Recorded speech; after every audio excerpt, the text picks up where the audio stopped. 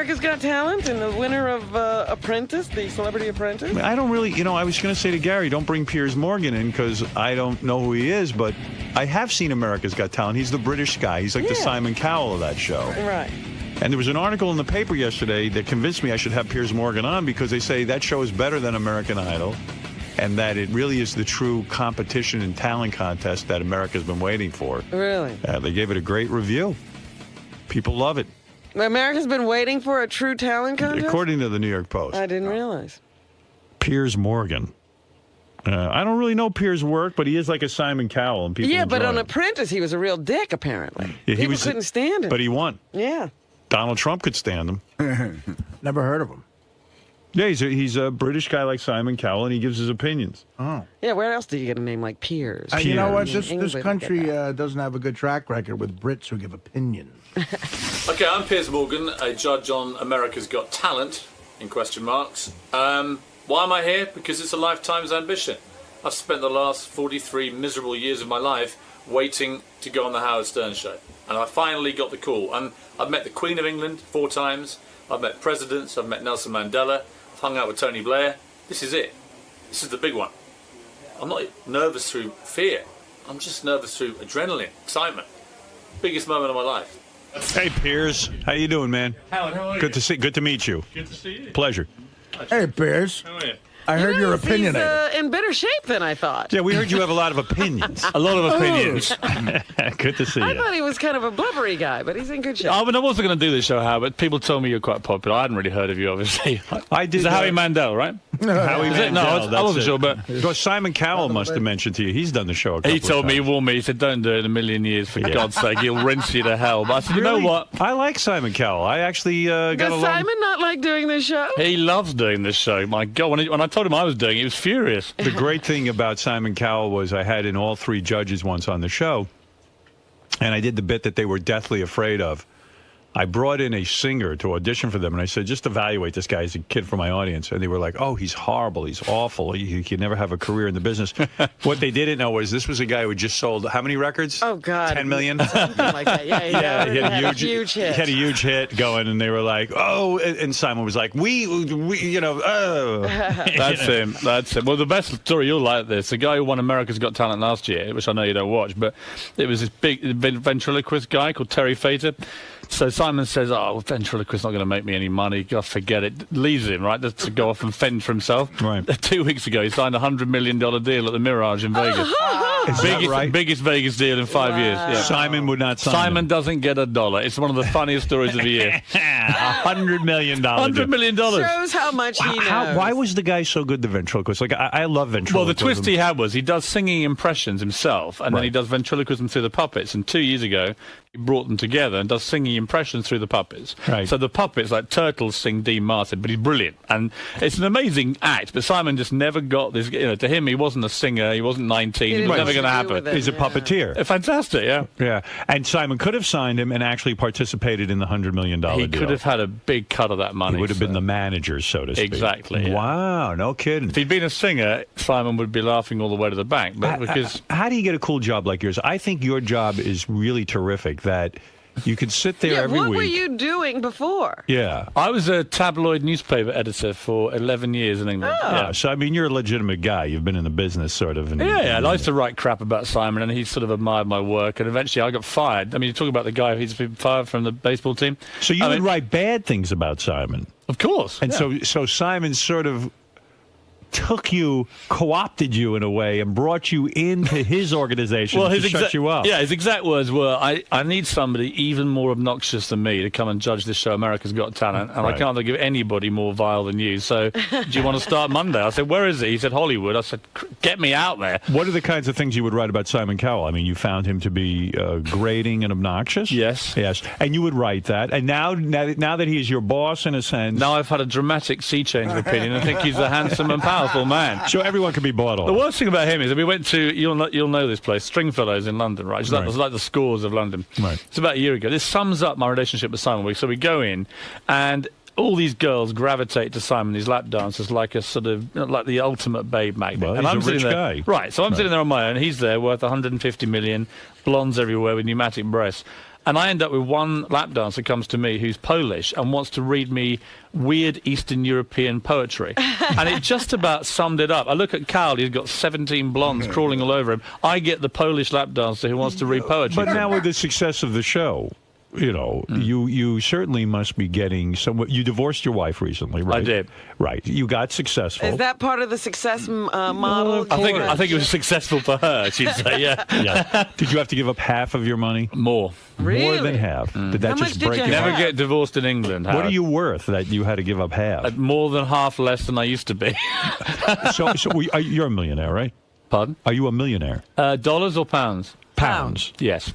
I was both. I was only playing with it. You know, the thing is, though, as the editor of a newspaper, you don't get paid a lot of money. So I imagine with this TV show, you must be getting paid something. Yeah, I used to get paid. You get paid pretty well as an editor, but it's nowhere near as much fun. I mean, God, the idea that I now roll around America just abusing people and get paid for it's fantastic. It is fantastic. And to be on the game show, you don't really have to sit there and find the talent or do all the work. You just sit there and judge, and then your day is over, right? Yeah, the only thing is you do need eventually, through all the train wrecks, to find something that is apparent talent. And I must say, the premiere last night was pretty good. I mean, we found 3 acts that I would say, you know, people talk about the success of it and why it's different to Idol.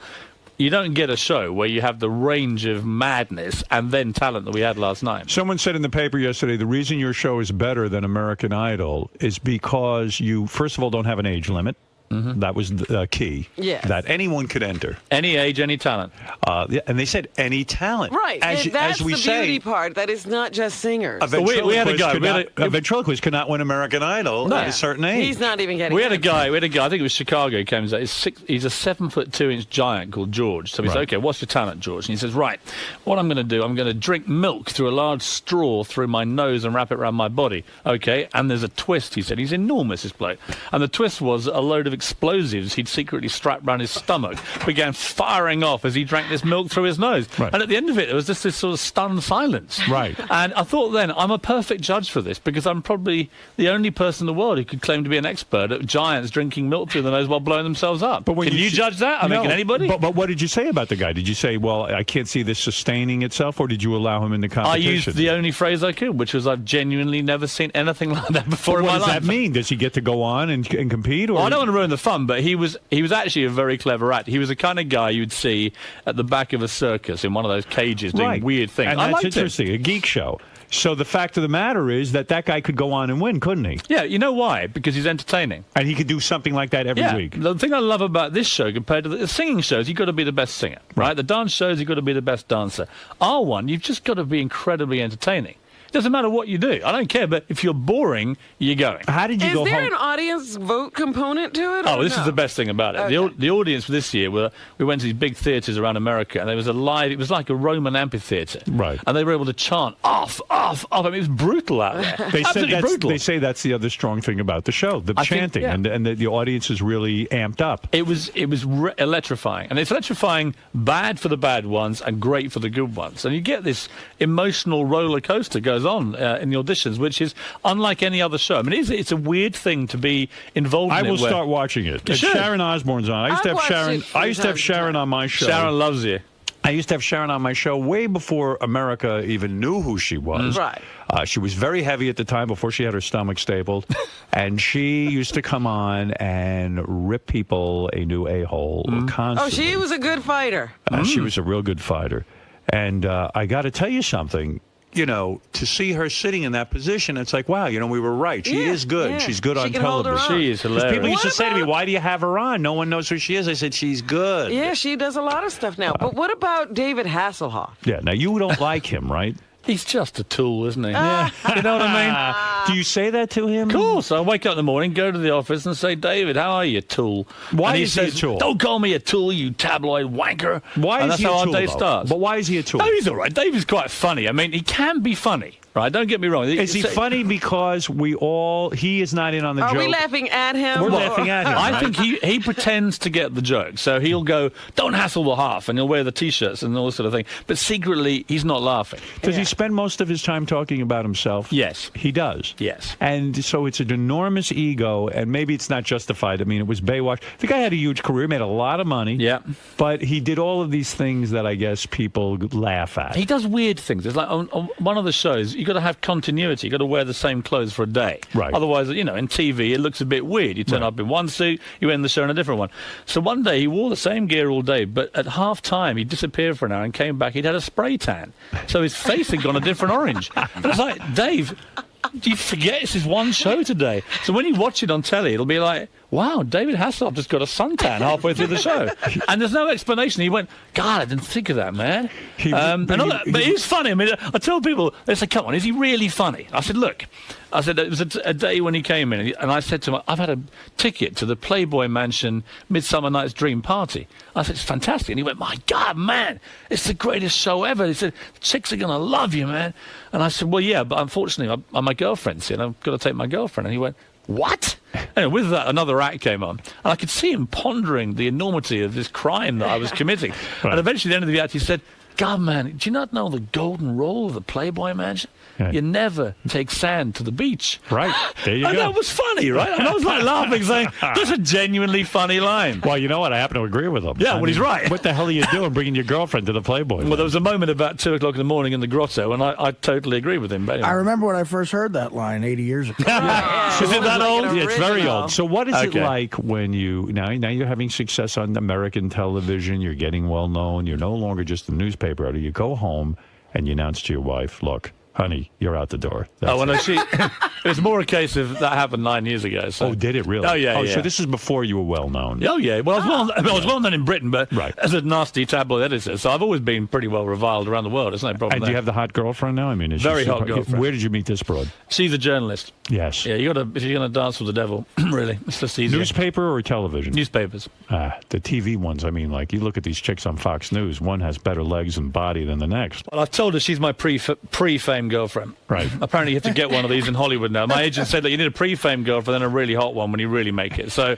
I said she's got about 6 months, but if it all goes wrong, I'll probably go back crawling to her. So your new job, really what you're saying to me is it's not as simple as it looks. In other words, yes, you give your opinion, but you really do at the end of the day have to have an educated sort of opinion, and you've got to come up with the goods. You've got to really understand what talent is. Well, I think you just have to understand. I mean, Simon Cowell is a populist genius. Right. He can watch any kind of... I do Britain's Got Talent with him. We're both judges.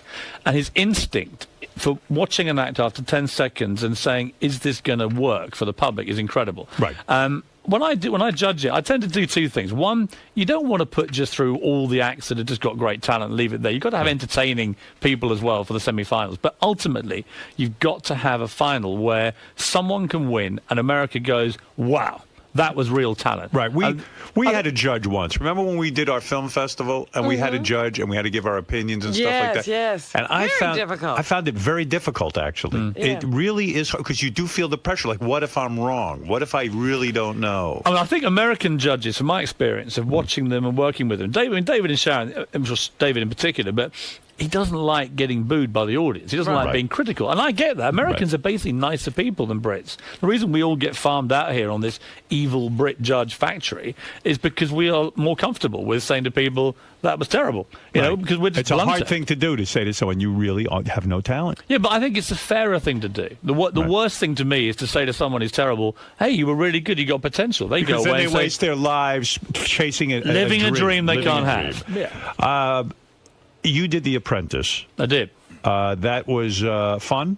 It was a month on the streets of New York. Why did everyone hate you? bunch of D-list wackos. It was great. Right. But why did everyone hate you? People were threatening to quit the show because they couldn't stand to be with you. The only ones who wanted to quit the show because of me were the New Yorkers, and I thought they were a disgrace to their city. Who is a New Yorker? Stephen Baldwin. I mean, he spent half the time lecturing me about God, and then the other half he'd be saying, God, man, when I was a Hellraiser, I had 10 hookers in Vegas. I was like, well, make your mind that way. Yeah, right. Which side of the fence are you going to dance, Steve? He wanted you to know he once had a life. Yeah, and then Vinny Pastore morphed into Don Corleone, and every 2 minutes he'd go, you better watch your back next time you're in New York. And eventually I said, you are not Don Corleone, right? That's you're a character. Vinny Pastore, all right? You're a soprano by day, but by night you're just So you're saying that Vinny Pastore now thinks he's a real soprano. Yes. And you're saying that Stephen Baldwin's religion is... I think he had complex issues about which side of the fence he wanted to Do you think dance. he's really religious, or is this a shtick to get him some attention? I wouldn't question his integrity in the religion. Why don't we? you're right. I think it probably is. Yeah, I mean, it's a load of why are horse you going to shit. be nice now? I think he wants to be. I think he wakes up on a Sunday morning. He turns on his telly and he sees these guys going blah blah blah and making millions, and he thinks he wants a piece of the action. It's my honest view. You have said that being on The Apprentice, that Ivanka, the daughter, Donald's daughter, is so beautiful that you almost couldn't concentrate on being on the show. Couldn't. She was dazzling. Stunning. What a catch, huh? Oh my God! And single, someone told me, right? Yeah. Yes. I mean, that could be my next reality TV show. Did you put the moves on her at all? Tried everything, but she was batting me away firmly. Would you consider dating her? Is she too young for you? Ivanka? If she begged me, but she'd have to beg. How old a girl are we talking about? Is she 20-something, right? I think she's like mid-20s. How old a guy are you, man? I'm 43, but I look younger, right? So would you date a girl in her mid-20s? I have dated a girl in my mid-20s. You have no problem with that? Absolutely none at all. Right. So how low will you go? Will you go to 18 years old? 22. 22 is your cutoff. And Ivanka fits the bill. Absolutely. What a catch that is, She Manon. would be. I mean, good looking, money, the Donald whole at the deal. wedding. Smart. She's listening. Actually, the funniest moment in The Apprentice involved you. You probably don't even know this, but eventually I was going on at Baldwin. We had to get a charity auction going and get people helping and everything else. And I was getting Simon Cowell, the Duchess of York, Andrew Lloyd Webber, all these people. Bang, bang, bang, bang, bang. Nothing from Baldwin. So we went up one night to go and sell tickets to the auction. Didn't sell a ticket, having trawled the clubs for 3 weeks. I said, it's your town. Surely you can find one person you know will buy a ticket. Anyway, eventually he said, okay, I know what we're going to do. We're going to get some publicity on Howard Stern. He's an old friend. He'll take me on. Blah, blah. So we set up this thing downstairs with your guys, and we're waiting there with the cameras. And I know what's going to happen. And as the seconds tick by and the minutes go by, and Stephen's just praying you call him, right? He's just praying. Please, Howard. Blew him off. Save my career. And at the last minute, it was like, something's just come up. And he just sat there staring into space. And I was like, so you're only... Cool. The only contact you said you had in New York just blew up on you. Oh, man. I blew You him up. That's waste of great. space. I had no idea I did that. You brought me so much pleasure, Howard. Now you know a lot of people from being an editor at a newspaper and all this stuff. The story goes that you are the man responsible for introducing Paul McCartney to Heather Mills. It's completely true. Do you feel bad about How did you know Heather Mills? I was editor of the Daily Mirror, one of the big tabloids in England, and we had an event called the Pride of Britain Awards in 1999. And it was like a sort of saluting of ordinary people with big stars, presenting them heroic awards and so on. And Heather Mills came and made a speech, and Paul McCartney hadn't appeared in public since Linda died about a year before. And he turned up halfway through the lunch, sits next to me, and it's like an amazing moment. Everyone goes crazy. Heather Mills gets up and makes this inspiring speech about landmines and so on. And you actually see it's a video clip where Paul McCartney nudges me with his elbow and he says, who's this? And to my utter undying shame as a Beatles fan, I tell him this girl's great and she's this and she's a vegetarian and she's got long blonde hair, and you do the maths. And afterwards they met and they got on really well. Were you surprised that he was attracted to a girl with one leg? Seriously, I'm very shallow. That's a tough Did she know? Do you know, in all honesty, yes, I'm with you on that. I find it a bit weird. But did he know at that time that she had one leg? I don't know at the time. I don't know about that. I do know that he knew that he thought she was quite a nice person and not the greedy, grasping little gold-digging hoe that she turned out to be. So I would like to publicly apologise to Paul McCartney because Have you seen him since? Yeah, I keep apologising. He keeps reassuring me and sort of comforting me and saying, don't worry, man. I said, look, I saw his daughter last week and she just shook her head at me and said, why? Why us? Why did you choose our family? Right. Stella McCartney hated Stella's very cool but guy. But she hated her. Yeah, and she said, Dad, what the hell are you doing with this woman? And of course, the more we found out about Heather, the worse it got. And the good news, though, from your point of view, is that she's decided she's so hated in Britain. She's the most hated woman in British history now after skinning him for $50 million. Right. She's coming to America where she says, quotes, they love me over there. So congratulations, New York, you're getting Heather Mills. So you were duped in a sense. You were not a good judge of her. Nice. Do you know what? I was taken in like he was, and she was very, very good at that. She would make out she was this great charity fundraiser, and she was an honest woman. But in the end, how soon did you realize it was a big mistake? How long did it take you? I think it was when they got married. Even then, it seemed okay. But I was getting feedback from people who know Paul McCartney saying that she was getting very irritated that all the attention was going to Paul when they went out. Right. That's what I. And it was like, and eventually it was quite funny when the divorce papers came out. And you saw just how she was trying to get like 500 million or something. It was ridiculous. Right. So I wrote this piece in my newspaper column in England, just tearing into this gold digger. And at the end of it, it published, and she rang me, and she went screaming, "What have you done?" I was a screaming banshee, and she said, "God!" And then eventually she stopped in mid-thing because I said, well, "I'm not putting up with you talking to me like this." I said, "You're just a greedy gold digger, and that's the end of it." And she said, "What?" And eventually she calmed down. And she said, "I know what it is." in that Geordie voice. I know what it is. You're a Paul fan, aren't you? Aren't you? And I sort of paused and I said, well, Heather, you know what it's like? So on the one hand, we got a guy who wrote yesterday, Hey Jude and the Beatles. On the other hand, we have you, a gold-digging little bimbo trying to skim him for all the profits of Hey Jude. It's not a difficult one, is it, love? Right. What? Bang! Boom! And that was it. That was the end of it. End of a beautiful relationship. So was the divorce her plan all along, do you think? It would be very cynical to think, but let's just say she's got a bit of form for taking old men to the cleaners. And how did you become so friendly with Paul McCartney? I was just a big Beatles fan, and we used to do stuff with him on the Daily Mirror. And Daily Mirror is sort of working class Labour, left-wing paper in Britain, and it was very much his kind of roots from Liverpool. So he liked the paper and he became friendly with you. Yeah, and you can ring him up anytime. He's that much. Well, I wouldn't say that, but I mean, if I meet him, apart from apologising consistently, which I do, because he says to me, "Thanks, pal, he cost me $58 million." You know? Yeah, you're a very expensive friend. You should chip in a bit. What? Also, you mentioned that when you were a newspaper editor, you interviewed George Michael, the famous George Michael, and he confessed to you that he had sex with more than 500 men in the last 7 years. Is that right? It wasn't an interview. I went to a dinner party. I went to a dinner party, and I've been told you can be quite indiscreet. Anyway, this is about 3-4 years ago, and we sit there. There's about 8 of us, and bear in mind that I was there, and so was the editor of The Sun, who's another outrageous tabloid in Britain. You'd think he'd just show a little bit of discretion. Anyway, a few bottles of wine later, suddenly he just unburdens himself, and it's like he'd slept with 500 guys in the previous 7 years. What's his thing? He likes it in the behind, or he likes anal, or what is his thing? I think his thing is Hampstead Heath on a Friday night at midnight. Anything goes, Howard. So if you're in London, if you want to go to Hampstead Heath, you know what you're going to get. George Michael, very, very hot under the collar, right? But it was like that. He was being blackmailed by a male French hooker. He then began to name all the famous celebrities, some of whom were heterosexual to the public, who'd slept with his boyfriend. So by now we're like, what? Wow. He's telling this to you, who is a tabloid reporter. Yeah, and afterwards, of course, I obviously put it all in my book, and he was like, how could you be so indiscreet? I was like, George, you invite 2 tabloid editors to your dinner party, you then tell us you slept with 500 guys. What do you think we're going to do? It's like putting a big lion into a cage and chucking it some raw meat, you know? But people continually invite you to these dinner parties. They do. And yet you can be obnoxious at the dinner party. For example, you were invited to Madonna and Guy Ritchie's home, and you said to Guy Ritchie, hey, you used to be a bartender. Go get me a drink. Well, he was a bartender. He was my yes. bartender. I live in a place called Wandsworth in South London.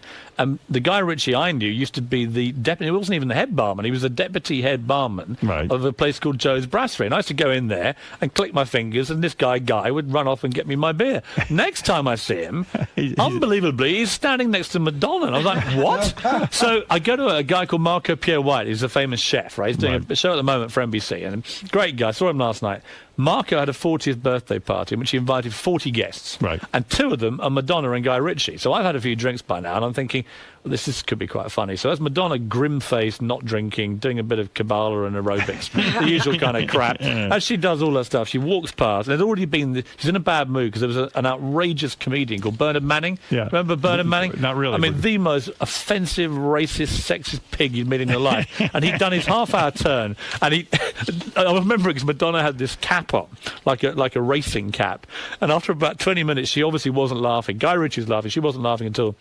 And he just looked down at her and he went, "You're right, love." He didn't know who the hell she was. And he went, "You know what you look like?" And there's a famous jockey in England called Lester Piggott, right? Famous jockey. And she went, "You look like fucking Lester Piggott's sister." Like this. And Madonna just sat there in this cloth cap, dying of death, and everyone was howling at her. So she was already in a bad mood. So as they got up to walk around, I just said, "Hey, Guy, for old time's sake, mate, get the beers in, can you?" And he was laughing. She was incandescent. I mean, wow. You find her attractive? Not at all, mate. Not a good-looking woman. I mean, never has been.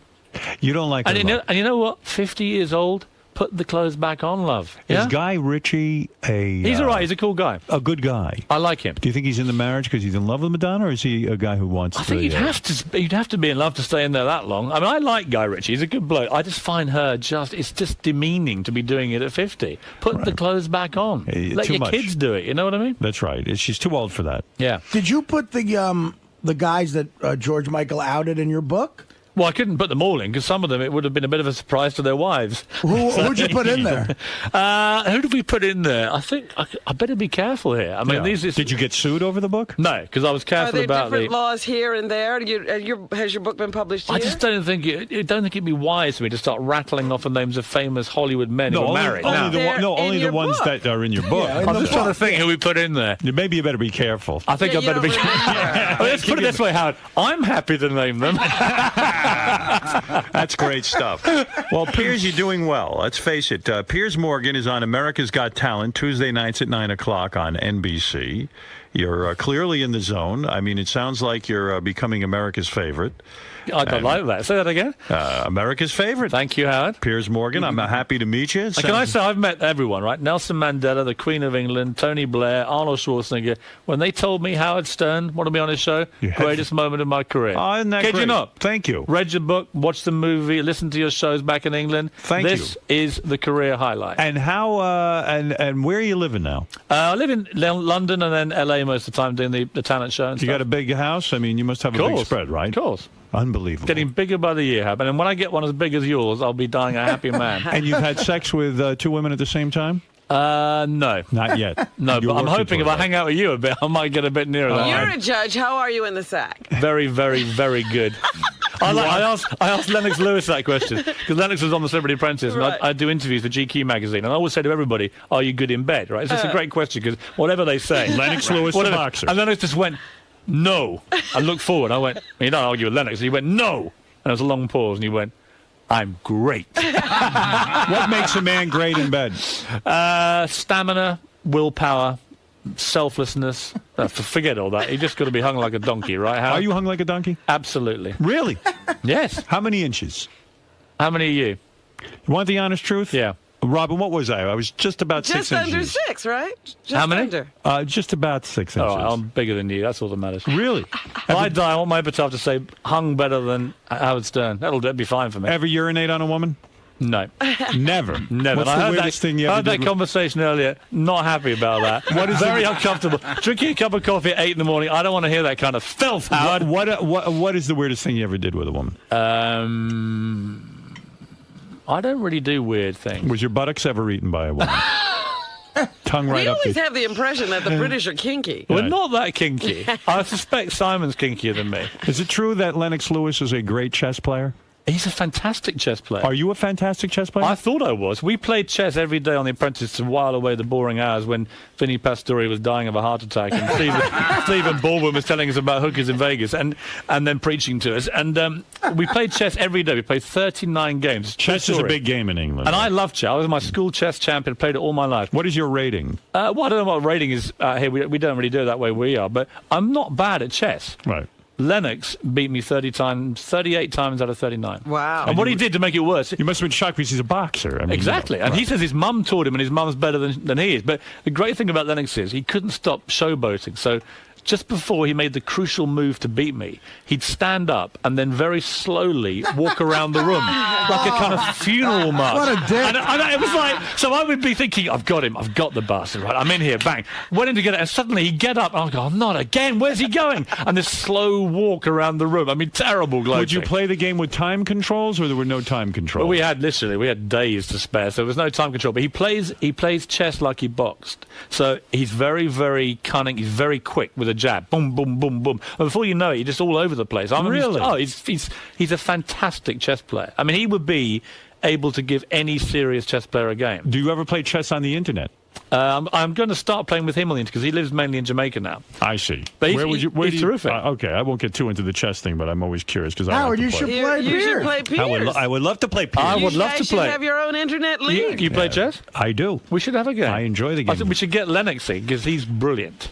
Well, we will have a little round robin. Let's won't get we? Lennox. Next time he's in New York, let's get it on. Let's have the Howard Stern Chess Championship. Let's go, man. Come on. We'll get Heather Mills. Yeah, we'll get Yes. George Michael. All right. That way we're going to get loads of stories, and she's going to skim us for our money. Perfect. Well, I've never actually played someone of regular intelligence. I only play retarded people in chess. Yeah. And I always win. But You'll he's do the well with champ. me. As long as someone has a low IQ. Let me ask Piers something. Do you think it takes away from the fun to play on the internet? Because Howard doesn't play with a board ever, right? Well, it I only would fun- like to. First of all, in America, you can't find anyone to play on a board. So I go on this ICC, the Internet Chess Club. Yeah, I know It's it. a I know it. worldwide thing, and Yeah, you yeah. go on and you play different people. I would love to play somebody in person. Go down to Washington Square Park. Well, The no, trouble but is, if can you go if to you don't those play clubs.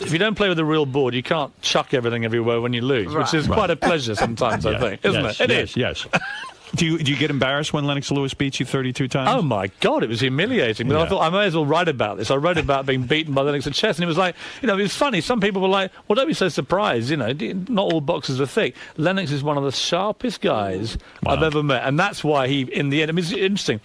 Walking around New York with Lennox Lewis, because I've loved boxing all my life. And I'd forgotten, obviously, he knocked out Mike Tyson. And this was the big New York hero, and it was the biggest reaction to any human being I've walked with ever. It was incredible. And the respect for the guy, because he only got knocked out twice, Lennox Lewis.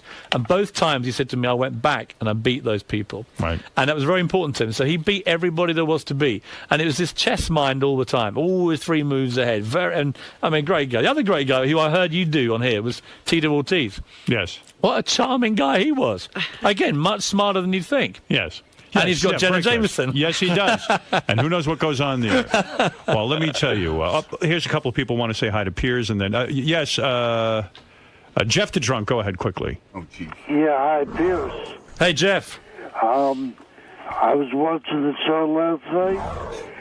The opera singer was awesome. He was fantastic, wasn't he? You're saying someone who sings the opera was good? It was better than that. It's a guy who, by day, sells insurance, this guy, Neil, right? And then he just ripped into Nessun Dorma by Pavarotti. It was awesome. The word is there. Adorable by And I'm Pavarotti's my surprised- favorite. I can't believe Jeff the Drunk knows this kind of music. That opera Trust guy me, was Nessun great. Dorma is going to be huge. Marianne from Brooklyn, you're on the air. I absolutely love Oh, you my on the God. Celebrity Apprentice. You against Omarosa. You stood up to Donald Trump. Thank you. Show. I'm a big fan of Simon. I absolutely adore you. And Howard, my Baba Booey song is on its way. Maybe Piers could judge it. Yes, hurry up with those Baba Booey songs. Yes, Brandon, go ahead. Hey, Howard, love you guys, man. Thank you. I just wanted to say, Piers, man, I've never heard of you before, dude, and you're a fucking funny motherfucker. Well, there you fuck go. you very much indeed. Howard had never heard of me before. Well, Piers is Crushing coming on blow. strong. He's coming on strong. In a couple of years, we won't even be able to get him on the show. You'll always get me, Howard. I'm There you literally, go. I said to your producer earlier, I'm available not just now, but every day you ever want me. Well, Piers, we might have to have you come in here and judge something the next time we do it. And I'm available for anything. All right, excellent. Piers, you're a good guy. I appreciate you coming on the show. Piers Morgan, America's Got Talent, Tuesday nights at 9 o'clock on NBC. He's living large with the big house, the girlfriend, and he hates Stephen Baldwin, I think. Yeah. Sounds like he's got a license to prim pussy, this guy. This is nice. It does, doesn't it? You're Yeah, right. it Yeah. sure does. Unfortunately, I love my girlfriends. There may be a bit of a problem. Do you have any Playboy Playmates in your past? Well, Tiffany Fallon was on the show. She was lovely. But you unfortunately, well, she slightly ruined things by announcing on day one she's pregnant. But you didn't by a make love to her. multi-millionaire rock star. Oh, there you It killed go. everything. On every level, I was finished. All right, Piers, we'll take a break. Thanks for coming in, and Hey. good luck with the show. I hear it's doing great. It was America's- seriously a pleasure. Thank All right, you. Thanks, Piers. Piers, Survived, Howard. How was that, Survived. man? Fantastic. looks like you made a new fan and a chess partner. Well, I'm going to be playing chess with Howard and Lennox, and I feel like we've just bonded, lifetime relationship. So what did you like about doing Howard's show? We can say what the hell you like, can't you? It's fantastic. And he just goes with it. In fact, the more disgusting and depraved you get, the more he likes it. And that was brilliant. You know what? Howard's a legend. I mean, in my neck of the woods back in London, all we know about Howard is there's one DJ in the world worth going on, is Howard Stern. He's the number one. And I've done a lot of radio, a lot of TV in my life. Now I've done Howard Stern. I can die a happy man. All right, man, it was a great interview. Thanks for stopping by. What's up, man? Hi, gang. How you doing? Welcome to my show. Thanks for having me on. Jackie's here. Yeah, I saw Jack. Life's always great when you're Jackie. Jackie Martling? Yeah. Hey, Jackie, you want to come in? Or you're having too much fun out in the hall? Me and Jackie saw each other outside, said hi. I didn't see Jackie. The funniest thing I read about Jackie. Oh, there he is. Always got the There smile he on his. is. Hey, Jack. Hello. Jackie, the joke man Martling. Everybody knows him and loves him. He's got a lot Hi, going boss. on. Hey, Jack. How's the show going? Oh, do we touch? Oh, don't touch me. No. Yeah, I forget what's on I your... was special. He forgot. No, you didn't. Did you? How do I turn this up, guy? Right here? Oh, you didn't put it up? Some things never change. He's on fire for Carol Leifer. Hi, Benji. Well, he's old. He's going Yeah, deaf. Carol can still hear. Jackie can't. What? Jackie finally looks older to me. He does. He's gotten to be an old man. The complexion. What do you mean? Like the skin is old now. Yeah, he's old. But still handsome. He's still a good-looking guy. Well, But thank you. I was thinking, he said he was born in, I remember, Jackie always said he was born in February 48, so you're 61 now? I'm 56. and Jackie got new teeth. Well, you know what? He looks Not like since I've been here. I don't know. They're new. Something's new on you. Choppers. Give me. Big You look like choppers. choppers. Give me a smile. Wow. But he looks like he should belong to the Friars Club now. Do you want me to whip out pictures of all you guys from 15 years ago? You want to play? Yeah, you're damn right you Fits don't. right in. Hey, you're the guest. As a matter of fact, Nose, teeth, liposuction. Why don't you just turn yourself upside down and walk on your hands, for Christ's sake? by the And way, you, I don't know what size you're going to be when I walk in here. Robin lost a lot of weight. Sometimes there's three of her, you know. Yeah. But doesn't she look good now? Please. I'm still sorry I never went there. Not like I had a choice. By the way, Am I safe with Fred behind me? Yeah, you're good. Do you like me today? You're a good man. He looks great. Look at him. Yeah, well, he boxes. When did he get so gray? Yeah. Fred's all gray now. Oh, give me a break. That's Zac Efron sitting on the couch over there, right? Who's that? You wouldn't know. Artie looks good. We got to go back to Fabian. Do you dye your hair, Jackie, or are you? Of course. I'd be a little gray like Fred. Let me see. What hair does he have? No, he has some hair. No, he's got the Ben hair. Franklin thing Of going. course, I don't dye my hair. You don't dye your hair. No. He's got no hair to dye. I'm on natural. Is your hair gray? Turn around. I can't. There's no hair in the front anymore. There's a little gray on the No, on he's the still temples. blonde. Yeah. No, it's a little gray in the temples. Yeah. He's still blonde. Yeah, He's I'm still me. got that boyhood charm. Yeah. The funniest thing I read, so I guess somebody pre-interviewed Jackie, and there's not a lot to get out of Jackie in a pre-interview, but I told them everything they wanted to know. anyway, I was reading the notes on Jackie, Yeah. and it said, Jackie is very concerned about Artie and tried to call Artie a couple of times Really? to give him advice. You see, I knew this would come back and bite me on my I head. didn't say anything. No, not you. I'm not saying you. I So he texted said- him. So he said Artie never responded. I did didn't respond. say that. You see, No, well, go- you tell couldn't me- tell the truth if there was a gun No, pointed I'm at not that trying head to of lie. yours. Maybe I have it wrong. What did you try to do? You cared I wanted about to go to Artie. lunch with him. Right. You cared Because about everybody him. said that he's in bad shape, and then I wanted to, before he died, I wanted to say at least I put in my 2 cents and said, hey, I quit drinking, and everything seems to be fine. You should try behaving yourself. So Taking Jack- your But then shot at being I got so last. stoned I forgot. And by the way, yeah, that's another thing. He's still smoking pot. He He's smokes in the- more weed than ever. Oh. And so he's So he quit just drinking. replaced Yeah, the booze. I'm this big, cure-all. Yeah, but he got sober, but then he started smoking more pot than ever. So you still No, get I didn't high. start smoking more, but you- I didn't stop. Right. How much pot do you smoke a No, week? not a lot. Oh, No. come on.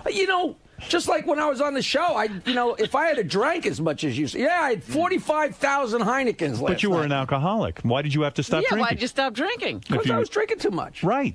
So No, we but were I'm right. saying I didn't drink as much as Well, I mean, the you- legendary status of. But enough that your wife was buying books, How to Live with an Alcoholic. He invites us over to dinner one night, and there's a in all book there, fairness- How to Live with an Alcoholic, and he Is it thinks in the we're not going to bathroom? say anything.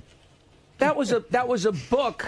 Yeah. Because we're trying to deal with my brother who eventually killed himself. So I didn't feel like I really had to explain why that book was in my house. But that's why it wasn't for me.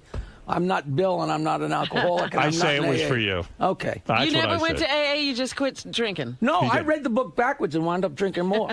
No, he actually did. He quit on his own, Yeah. and he stopped drinking. When's Yeah, the I- last time you had a drink? Cinco de Mayo, 2001. Do you miss it? Every second. You do. No, not even a little. Honest to God, not even a little. And when people go and you're having dinner and everyone's having drinks, The what do you do? first, it's so funny because when you first quit, you're like, I can't go out to a bar because everybody's going to know I'm not drinking. They're going to go, get out of here, you imposter, And I said, then after like a month, I said to Burf, I said, Jesus, I'm not going to sit home. So I went out to the bar and got a Diet Coke and put a swizzle stick in it. And all of a sudden I realized not only does nobody cares, but nobody drank as much as me. I thought everybody pounded them down. Somebody buys a drink and they walk around with it the whole night. Right. Nobody cares whether you drink it or not. Right. So that's good, man. I'm proud of you for that. But anyway. I don't even think about it. So getting back to Jackie, so he was going to get a hold of Artie, and one of the things he was going to tell Artie was that on, Jackie's rap, it's very hard to stay in shape when you're on this schedule. And meanwhile, Gary said to me, Wait, you and Robin. How do you get all this information? Here's what it says. I'm going to tell you. No, what I don't care what it says. I'm going to tell you what it says. Just because it's written down. Jackie is concerned for Artie's health. He tried several times to have lunch with Artie, but Artie never returned his calls. Jackie thinks it's hard to live a healthy lifestyle when you work for the show. So Jackie's plan was to get a hold of Artie and poison him, like the old Jackie. Like he used to poison everyone. You can't be healthy on this. Stuttering John. You were such a twisted bastard. I need you talking to Artie like a hole in the head. I mean, thank God Artie turned you down. Friday night, I'll be at the prime time in Sayreville. Come ask your questions, and I will explain to you everything that he's lying Thank God Artie Lang turned down your proposal. I wanted to go to lunch with the guy. Yeah, and you'll sit there and turn him off and go, That's not true. Man, when I did the show, you got to get off the show. You're a moron. You're a moron. Meanwhile, Gary even said, Robin and Howard are the two healthiest people I know. Fred also. Jackie was the only one who had a problem with it. Fred is in perfect shape. Yeah, Fred I'm never in good got shape. out of shape. I'm not saying... Robin's in great shape. Well, it's you. But you couldn't do the show. I'm not going to defend something that you're fantasizing. Then you're going to poison him. No, he has enough It tough had nothing time. to do with it. I wanted to go to lunch with him. You get a hold of everyone who works for me, and you poison them. You're out of your mind. I think more what Jackie would have been wanted to talk about was this show and the road is hard to. That is hard to. But don't listen negotiate. to him. I know, but I you'll mean, go down a path. Don't go down in flames. Can I tell you what really happened? Two morons. and you'll go down in Do flames. not interrupt the show with the truth. Jackie wants to see you fail so he can get his old job. No, I don't think that's what he wanted. That's exactly what he wants. Exactly what I want. Of course it is. Everybody knows it. Well, maybe that's true. Finally, you admit it. Do you think Jackie would kill Artie? If I said to Jackie privately, if I went to dinner with Jackie and I said, Jackie. If you did what? If I did this. If you went to dinner with me, right away the premise is off. I went to dinner with you. You went to dinner with me 10 years ago. I'm going to go again. I got 5 emails. I can't wait to go to dinner with you. You're so much fun. Can't wait to go to dinner with you. I would have invited you out to my house, but you know what? You're such a jealous fuck. I know how you are. You get crazy with me, so I can't hang around with you. You're a get douchebag. you get You so really nuts are with a me. Better to have dinner with him in the city. Yeah, better we have dinner. What do you know? You've never had dinner with me. You look great. Of course I have had I don't mean to interrupt, but you look great. Well, thank you. He is such a jealous guy. I have to. I feel the breath on my back when he's near me. So I have to. I have to keep my distance from him. I love him, but and go to just a regular old restaurant. Oh, Don't not a good one. Yeah, no. Look at you, rich you fuck. You're at a fucking restaurant. It's so fancy. Oh. Go to Candle 79 where they don't have food. Listen. Rich Jew fuck. Listen to me, Jackie. You know I love you. You're so full of shit. If I took you to dinner, nobody's a better liar than you. If I took you to dinner, no, you cocksucker. It's my turn to buy. Right, That's why I can't believe this cheap Jew fuck doesn't want to go to dinner with me. We'll be at McDonald's if he buys. Jackie, I don't want you to buy me. I was even going to buy Artie lunch, and I haven't got a job. I know. How are you living? Oh, you got your stand up. You're doing things. I have my own show on Broadway, thank you. Yeah, I'm going to get to that one second. Let me finish this thought. I promise you. No, I promise you. Fred will be gray by the time you do my plug. I promise you, I will get to it. It's so nice to be here. Can I say It's that? great to have you here. It's good to have you, yes. But Jackie, if I took you aside and I said, listen. Kill Artie. No. When if Artie's, having a hard time with heroin and this and that. He said when? No. He didn't say if. He said when Artie dies. No, listen to me. He looks great, man. He's doing great. But this if I week, said to you. It's week by week. I saw him in the bathroom. Nothing to be proud about.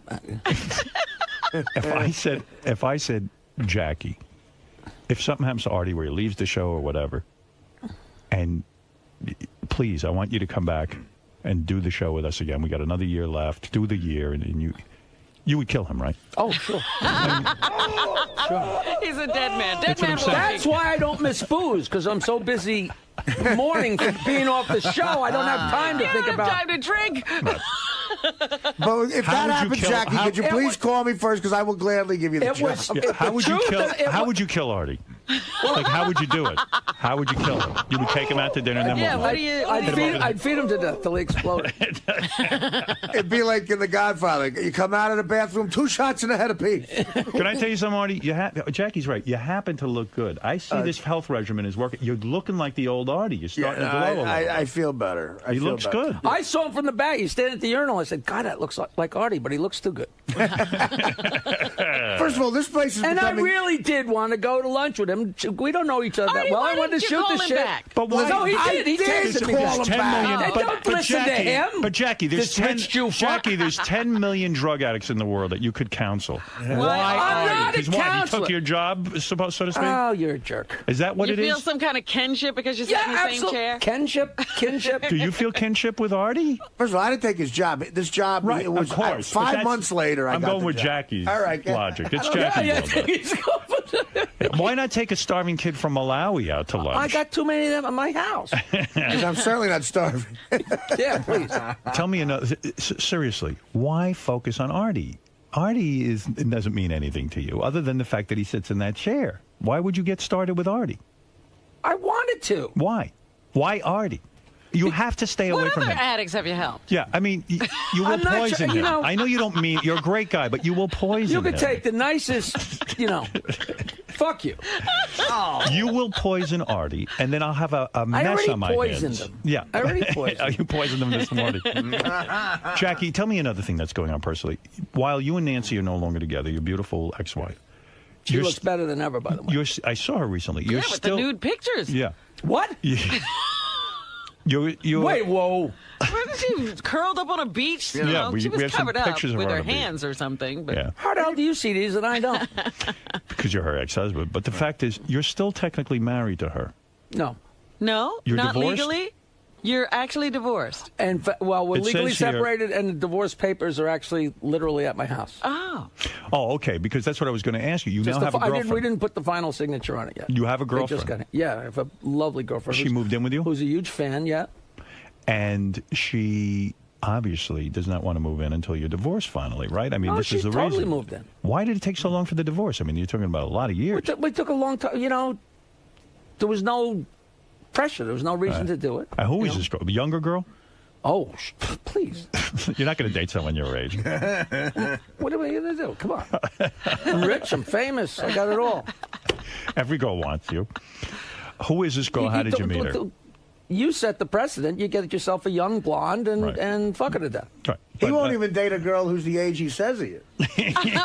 I just had an opening there. Why all of a sudden are you Ray Charles? Take those sunglasses look so lost in that huge face. of yours. How old is the girl you're seeing? Can you say, or does she not want her age yet? 24.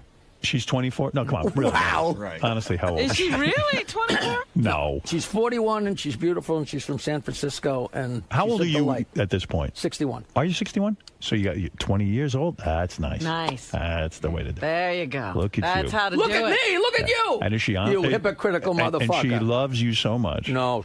Would you get married again? I don't say no and I don't say yes. I don't know. What does she do for a living?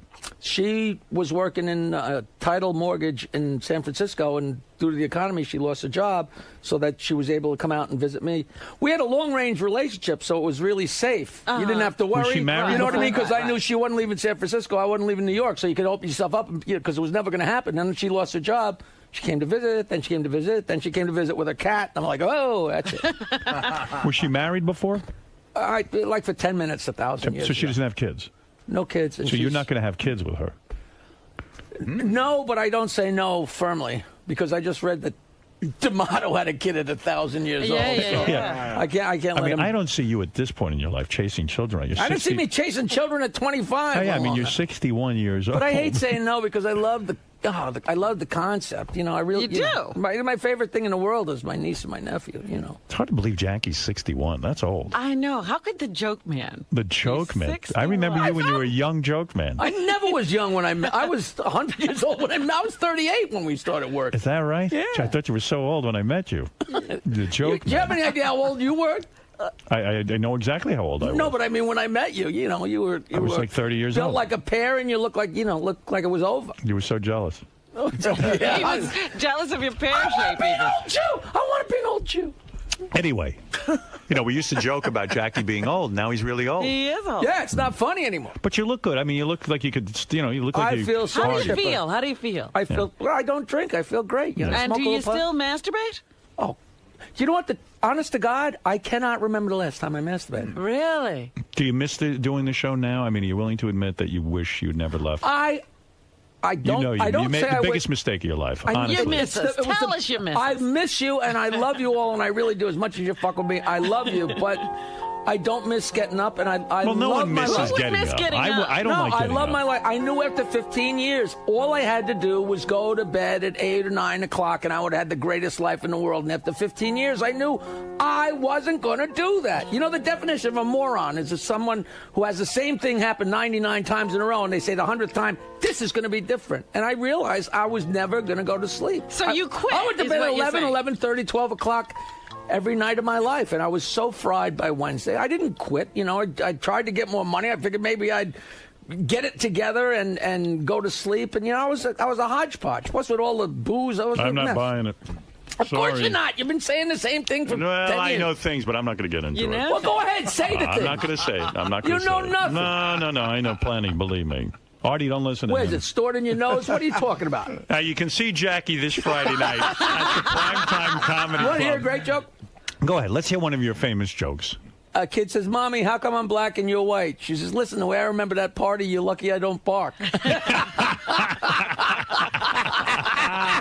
you're a filthy one? Yeah, you're a filthy joke. I didn't even tell it right. You know, Go ahead. I got nervous. I tell you, my favorite quick joke is the guy goes in the library and says, "I want a book on suicide," and the librarian says, "Fuck you, you won't bring it back." Oh, here you go. That's a good one. Boy, you got better. You got better material now. 15 fucking years. If one time you had to told people how funny I was, that I'd was be good. rich enough that I could have quit 2 years sooner. You didn't work for me because you were unfunny. So that's the point. The truth of it is, I loved every second. Anytime I ever talked to anybody, I say, you know, the first time I went in there, it was me and Howard and Robin and Fred. And the last day I worked there, it was me and Howard and Robin and Fred. And the last day I worked here was as much fun as the first day, and it was exciting every time. And I, honest to God, mean that. That's the you know, truth. it had nothing to do. You know, we had so much fucking fun. We did. You know, but I was going to die. I really think I was going to die. You weren't dying, believe The me. show You were was going to fine. kill him. No, the show was killing No, you. the show wasn't killing me. I was killing me. Yeah. I was killing me. He couldn't So get And his, I know you're dying for me to say it was He the couldn't worst get his- movie. Didn't leave himself. He left the show. Right, he It couldn't was- get his life together because of the Right, hours. right.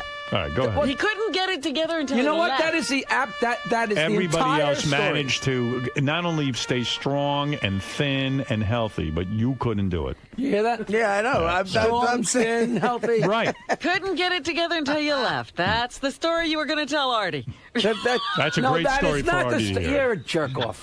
You're Tell as me the bad dirty as him. joke. Tell me the dirty joke. But what is this about Jackie on Broadway? And don't miss Jackie's show, Jokeland on Broadway, Ooh. premiering June 10th at the, how do you say this? Iridium Jazz Club in Manhattan. Did you ever That's go not see Broadway. Les Paul? Yeah, down there. What do you mean you're on Broadway? You're not in a Broadway theater. No, not Broadway. 51st and Broadway. But when you say you're on Broadway, that implies that you're at a. It's on Broadway. Oh, that's like saying you're playing a Blimpies. I'm playing the club where Les Paul plays. Yeah, but that's not Broadway. It's not shabby. No, when they say Broadway, that means you're in a theater Okay, like it's Jackie Jackie Mason. on 51st Street. Right. That's what it is. Jackie Mason was on Don't Broadway. mislead- Jackie Mason Jackie was Mason literally was in a theater. on Broadway. Oh, I thought you said. Oh. I thought you were saying Jackie Mason wasn't on Broadway. No, he was. But Artie, am I right? Jackie's going I to think when you on say Broadway. Broadway, you think the Brits Atkinson or the Neil Simon. That's what I Theater. thought. So it's a little bit of a wink, goof. No, there you go. There you go. Oh, I thought you were serious. The next time I'm walking down the street, I'm going to Twitter that I'm on Broadway. Next time you walk down the street, somebody's going to twit at your Twitters. All right, so but don't Les miss Paul Jackie. works there every Monday night. I was there last night. He's so great. I don't know if you ever went to see him, but he's fantastic. Les Paul was the inventor of guitar. Right, all that. and multi-track recording. And I'm so still gonna explaining be, what Jackie's talking about to the audience. I know. For more information on all of Jackie's shows, go He's to... going to be where Les Paul is. That's right. And somehow that's Broadway. Jokeland.com is Jackie's famous website. What I like about Jackie's website is there's lots and tons of jokes for free. Yes. You never charge the people. Free jokes. You like that. And recently you had another business fiasco. You created a Apple iPhone application. Fiasco? That's right. It's going to make me rich. It was Here we go They again. rejected it. Well, it's being it was resubmitted. Is this another one of your Jackie, I'm going to get rich? The guy I did it with is sitting in the other room. Right. Is my friend Dave Kaz. He invented the Pocket Guard, which was number one for 6 weeks, and now I think it's number two. It's the most popular application on the iPhone in the world. What is a pocket What's a god? pocket god? It's a little goofy game, an application on the iPhone. It's incredibly popular. He sold hundreds of thousands of them, and he's a great guy, and they're huge fans. And you're going to have his a wife Jackie. is my girlfriend's best friend from San Francisco. That's the connection. And you're going to have a Jackie iPhone Jackie application. button, It was yeah. rejected because the jokes were too dirty. Oh. No, the jokes were totally clean. We don't know why it was rejected. They were just like goofy kids jokes. You can't have dirty stuff on there yet. Right. So they're just like, booger jokes and snot jokes. And my noises from the show, like, So all why those- would Fred's noises. Why would Apple reject the application? We don't know. We don't know. They don't give you an answer. Well, maybe the poop noises were a little too real. Who knows? Wow. We don't know yet. We honestly don't know, but it's going to be a big Could it deal. be that the jokes weren't funny? It could be that the jokes were really horrible. But it's great because there's one section of kids' jokes, which is great. If Artie, a guy why would picks they- up a girl, and he wants to entertain the single mom, he can flirt with the kids, Artie, why would they reject Jackie's joke iPhone application? They heard I was off the Stern No Show. They idea. said, fuck you, we don't Well, want in the you. old days, Jackie would blame me. That's what I'm Right. getting at. That's what I said. I'm still blaming you. When you couldn't get on a roast, you blame me. So a guy has sex with his girlfriend, and they get done having sex, and she looks in the box of a dozen condoms. There's only 5 left. And she goes, where's the rest of the condoms? He goes, I masturbated into them. So that night she's out with a guy friend. She tells him the story, and she says, did you ever do that? And he goes, hell yeah, all the time. She says, really? You jerk off in the condoms? He says, no, I thought you meant, do I ever lie to my girlfriend? That's a good one. And here's the best one. Yeah. A guy's going hunting with his wife, and on Saturday it's raining. She goes, I'm not going hunting in the rain. He says, you're going hunting in the rain, or I'm fucking in the ass, or you're sucking my cock. Now make up your mind. I'm going to go get the dogs ready. He comes back in the house, and she says, I'm not going hunting in the rain, and you're sure as hell not fucking me in the ass, so I'll suck your dick. And she starts sucking his cock. She goes, bah! Your dick tastes like shit. He says, yeah, the dogs didn't want to go either.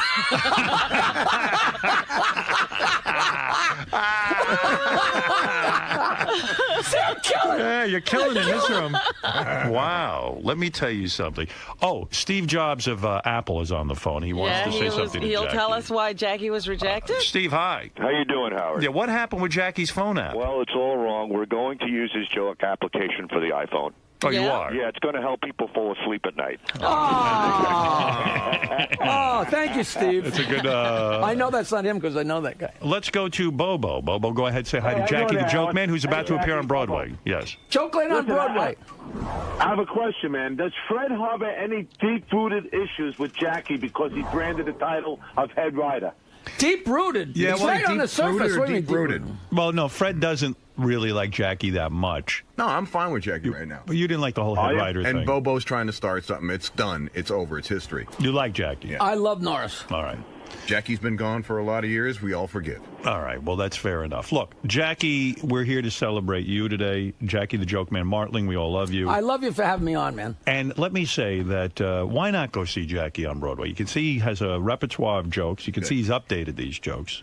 They are new. I've never heard these jokes before. I did a lot of research. Yeah. The last couple of nights, I said, I gotta have some new stuff. And this is Jackie at a club near a real Broadway theater. And it's fantastic. 51st and Broadway below Ellen's Stardust Diner. He's going to be where Les Paul is, which is the cardiologist on 43rd. Yeah. And so you don't want the real story of what happened with me and Jackie. You're just going to... I did call him back. Oh, you did? Yes, I called He him texted me Well, back. I texted and him back, and I said he wanted to meet at a place for lunch. And I said, okay, I'd love to. Sure. And then I never heard back from Jackie, to tell you the truth. That's not... Artie. Well, no, I mean, You said, I got a lot going on. I'll get back to you. That's where it left off. And I didn't want to hound you. You know. We did text back, and I would get lunch with him. There's nobody. But it sounds like you blew Jackie off, honestly. I didn't blow Jackie off. It was at a time where I was blowing everything off. to I tell you the see. truth. You were in the midst of your heroin I craving. was in the midst of coming off it. Right. You see, And it Jackie. was bad. That's over? Yes, right now it is. Hopefully it'll stay that way forever. Good boy. When is the last time you danced with Let the me devil? know when you have heroin again so Months I can ago, I drink told it. you. When is the last time you danced with Christmas the Eve. devil? Christmas Eve. Yeah. So there you go. Dance with the devil. Danced with the devil. Well, it is. It's the devil. It's the devil. And now you drink. How much do you drink? I drink heavily, yes. Thank you. No, seriously, do you drink when you go out socially? Oh, yeah. Do you know we never had a drink together ever? Is that accurate? Last time we were together, you were at my house and we were at a pool. You and you never were drinking. drank? You were drinking 2 beers at the same time. But you weren't drinking yet. But you didn't have a problem. You weren't drinking yet. I wasn't. No. All right. Yeah. No, I drink now. I'll never forget Jackie. I thought I put it down and you picked it up. It's. I started drinking right after you left the show. I couldn't get along without you. Now, see, if I was you, I'd say you started drinking because you missed me. I But did. you're going to say you started drinking because you were celebrating I was gone. No. See how you. I opened up a bottle of champagne. She looks great. How could Jackie ever give up drinking? I remember him swimming out to the jetty with Piers in his mouth. To say like a Saint Bernard. To say he had a drinking problem is putting it lightly. I mean, the man always had beers. You know, I have another announcement to make. He was in my pool. His hands are over his head with 2 beers. Yeah, he's saving the beer. He didn't want to get him wet. He almost drowned. Let's throw Dominic in the pool. He's still pissed off. Yeah. No, this year, right now, as I speak, the jetty, gray for 20 years, is being painted sand, whatever color that is. That's fantastic. Sand Wow, brown. it's So getting you a think I paint don't job. have news? You know, you're a great interview. You really are. I didn't But even I want to am. talk about I that. am. And listen. Mayday. Right. You're doing great. You're all over the media. I mean, you're All over the you're media. doing Facebook. You're doing He's apps. with the new media. I'm in the You Mike really are. Starr column. They're always throwing me in there. It's all good. And your acting career is going well? You know what? I said to Vicky last night, I said, hey, you know. Vicky's the girlfriend? Yeah, I said Venus in Vegas is finally coming out in DVD. She said, I don't want to hear it anymore. Because 3 times the guy said, listen, definitely promote it. It's coming out. We have the trailer. It's coming out. I said, listen, don't pull. I'm like Venus Charlie in Brown Vegas? with the goddamn football, Lucy pulling away the football. That's a movie you're in, Venus in Vegas? Yeah, and now everybody in the movie is getting famous. Donald Faison and Molly Sims and Jamie Presley. There's all these people are in the about, movie. And Jackie the Joke Man Mullen. Morgan Fairchild, is she in that? Not Morgan Fairchild, but I made out with Florence Henderson.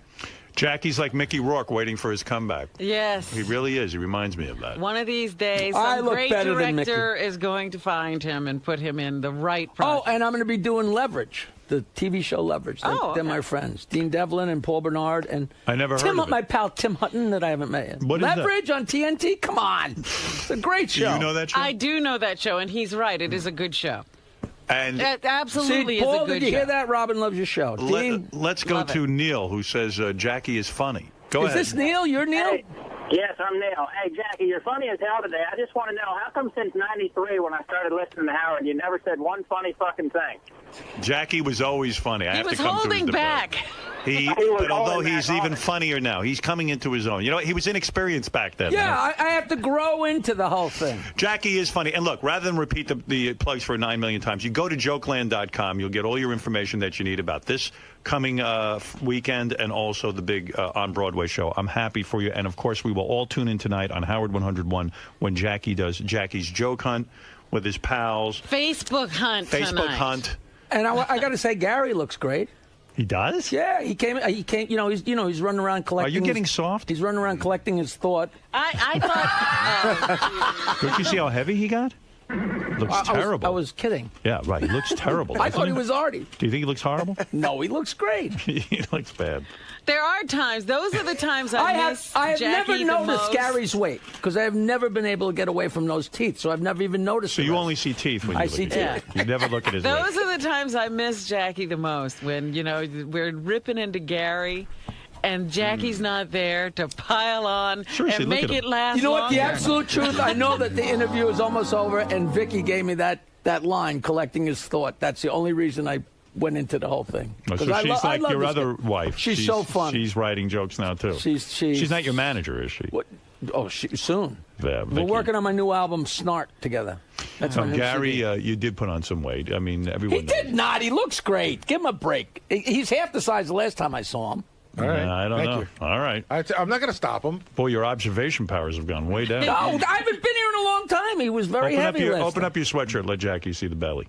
That's some boy. All right, I was wrong. No, Quivers looks great, man. well, she has green drink. She's not eating. She takes enemas and colonics. Are you still pooping away? She's not, Jackie, she doesn't chew. She's on a diet now where they forbid chewing. I don't. They don't. Well, whatever. Wait, whoa. I'm doing a detox with some people. What, are you and so taking I don't anally? chew for 21 days. She eats anally. Do you know that story about the guy who got his jaw broken up in a bar fight? No. And so they had to feed him with a They tube. pumped it up the butt? They had to put a tube in his ass and feed him through his ass. Right. That's crazy. And after a couple of days, the nurse would wheel in the machine and put the tube in his ass and pump the food into his ass because he couldn't be fed because his jaw was all wired up. And after a couple of days, he said to the nurse, "Hey, nurse, have you got another one of those machines?" She says, "Yeah." "Why?" He says, "I want you to have lunch with me tomorrow." I got a joke for him. All right, you're terrific. You're really on top of your game. He really does have a joke for everything. You do look great. Are you really? What's not chewing mean? Not chewing. You don't eat food. She You fasts. just drink everything. She detox. You missed it. It's a whole long Is this thing. and you got Sabian doing this? Yeah. Look at him. He looks great. Did he lose weight? Yeah, You he haven't lost seen it? 40. Didn't anybody ever explain to him if you lose 20 pounds, you gain back 50 pounds? No, I've explained it a million times. He doesn't listen. Nobody listens. Right. But she looks great. Next month, Robin is eliminating breathing. She's eliminated everything else from her life. It's almost What about dead. sex? Oh, no. That's still on the plate. Anybody I know? No. How's she doing with There's that? something going on, but I'm not really quite aware of it. I know she's doing a lot of traveling. To get Who's she sex. traveling to? I don't know. That she doesn't tell me. Where are your houses now? Staten Island still? No, I'm in Manhattan and Long Beach Island. Long Beach Island, Jersey? Mm-hmm. That's a nice place. Yeah. How many houses do you have left after your divorce? You had like a whole cadre Yeah, of houses. he owned the town practically. Yeah. Down to one. You have one now. I She one and a cleaned half. you One out. and a half. She did not. Cleaned you out. You You've got been one house left? And my mother's house. Hey, you still have I it. have a She let you keep- beautiful home on the water. I She have the let you most keep- beautiful. Why didn't you see my house if you ever decide you're going to be my You friend? fixed it up? I remember I saw it No, but originally. did he get the house with the peephole where you can see the water, or did you No, get... he's on the water. He's on the water. How great was that? Come on, I got a water view. That was the greatest, man. Oh, I love those days. She took all the homes except for She took everything. Right. No, she's doing great. I love her, man. All right. Well, she doesn't love you. Anyway, Jackie. She should wear a mask. Oh, stop. I'm kidding. You're doing great. I'm You're gonna happy love my for you. girlfriend. I Let's can't go wait to out meet to you. dinner. You Can't fuck. wait. You Can't wait. Out of all you the could people. look me in the eye and lie. No, I'm gonna go to dinner with you. Yeah. I mean it. I love going to dinner with you. I can't tell you how fun it is.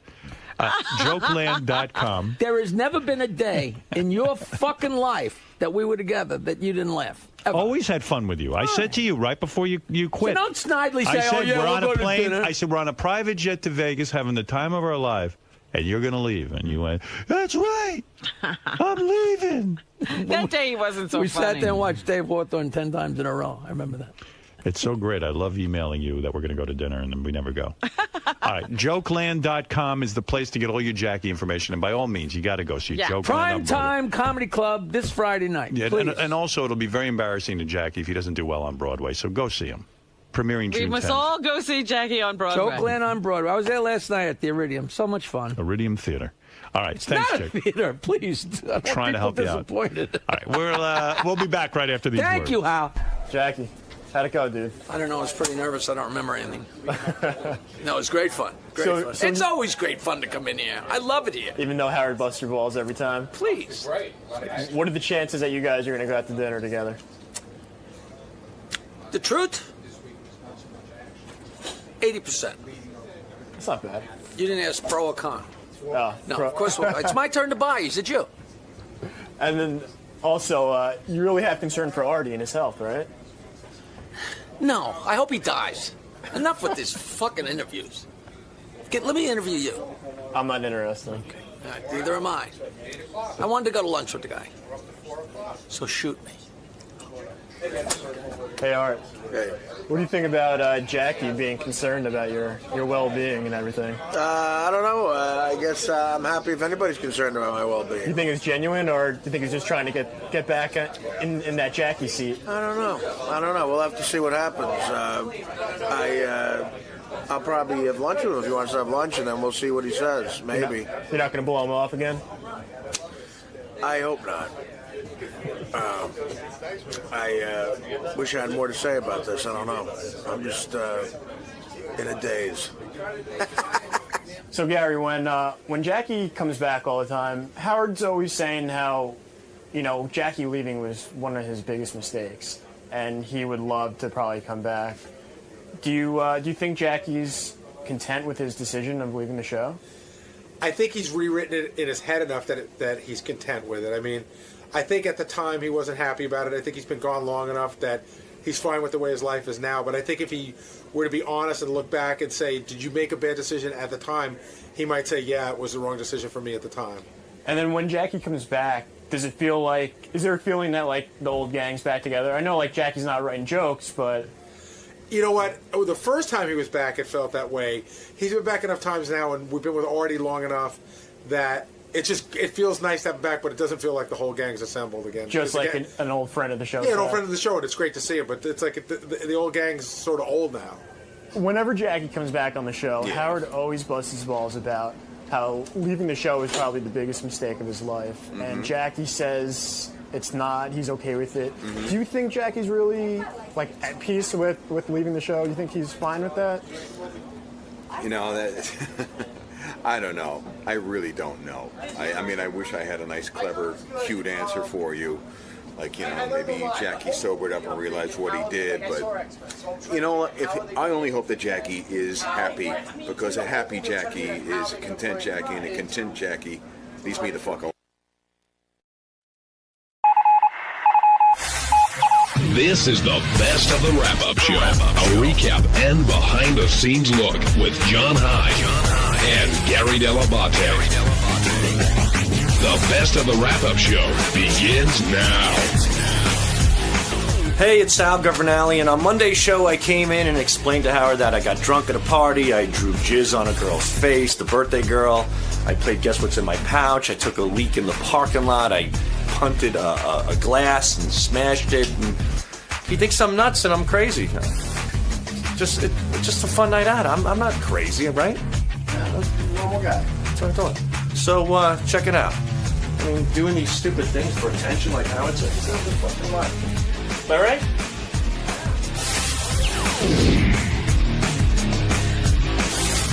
Sal has done it once again. Now, when he told you this story, I mean, and Sal, we're going to ask you about it, but Sal doesn't realize what went wrong for a little while. Part of him does, but in some ways, is he asking you to affirm what he did wrong or to point out what he did wrong? I think sometimes he comes to me on that count. Like, I know he comes to me because he knows he wants to talk about it on the air, and he's willing to talk about it on the air, so he comes to me. But I think also there's a level where Sal sees me as, in some odd way, the voice of reason, and he does sometimes bounce stuff off me. Like when you said to me today, you told me the whole story, and then you told me the story about your wife, giving you the brush off during sex, and you go, do you think that she was mad at me? I was like, how you could not see that is shocking to me. I'm a big believer in the outside perspective, really, because I've lost, after a while, years and years of people always saying to you, dude, you getting this? I don't trust myself anymore. And you're one of the guys in my life that has that, dude, are you getting this? Right. Like, come on, wake up and smell the coffee. And that's why I have a tendency to come to you. But with this story, I have to tell you, I told Richard a little bit about it this morning. Like how I punted a glass in the parking lot and did a pee move with my cock where it looked like a garden hose.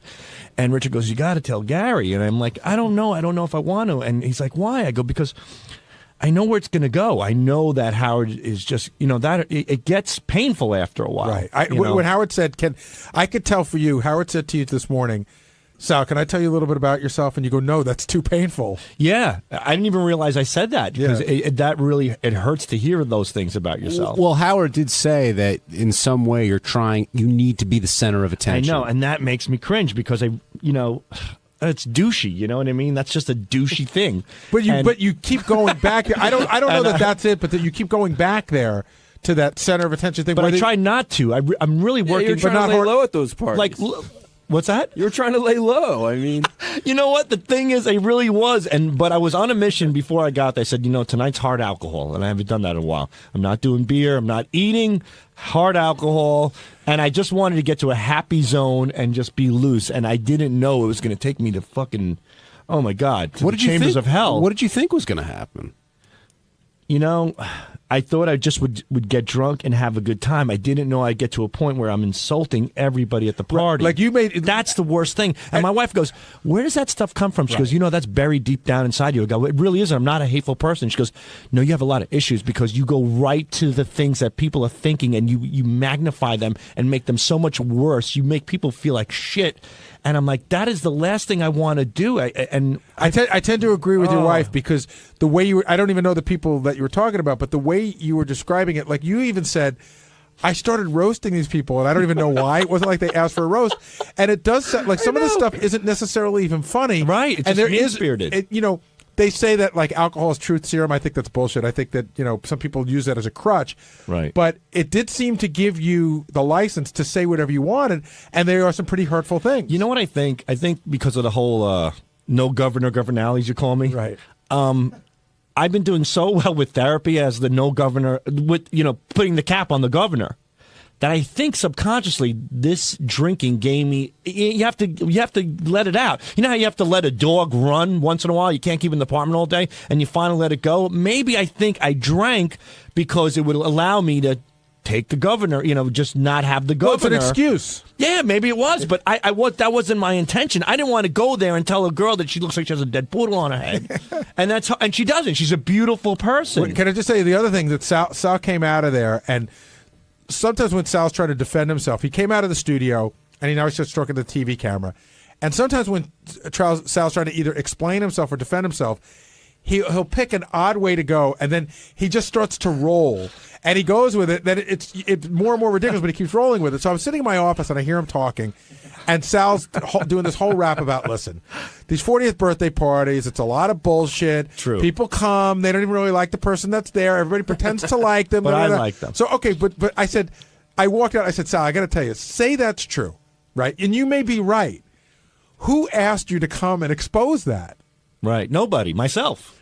The person in my head after I have all that Captain Morgan, the captain comes out and says, "Go to town, boy." But I'm saying, like, in other words, they invited you as a friend. Captain Morgan told me to tell these people. You may feel that way, but I know. We were talking about Sal. I don't even know if the story ever made it to the air, but Sal ended up he walks into a diner. And he hears a woman. Well, tell the story. Well, I went into a diner and I waited for my wife to come, and there was this nice old Jewish lady next to me, and I'm just specifically spelling it out. She's a nice old Jewish lady next to me, and she says to the lady behind the counter, she goes, "Phyllis, how was the party?" And she goes, "Oh, it was great. Marie got engaged."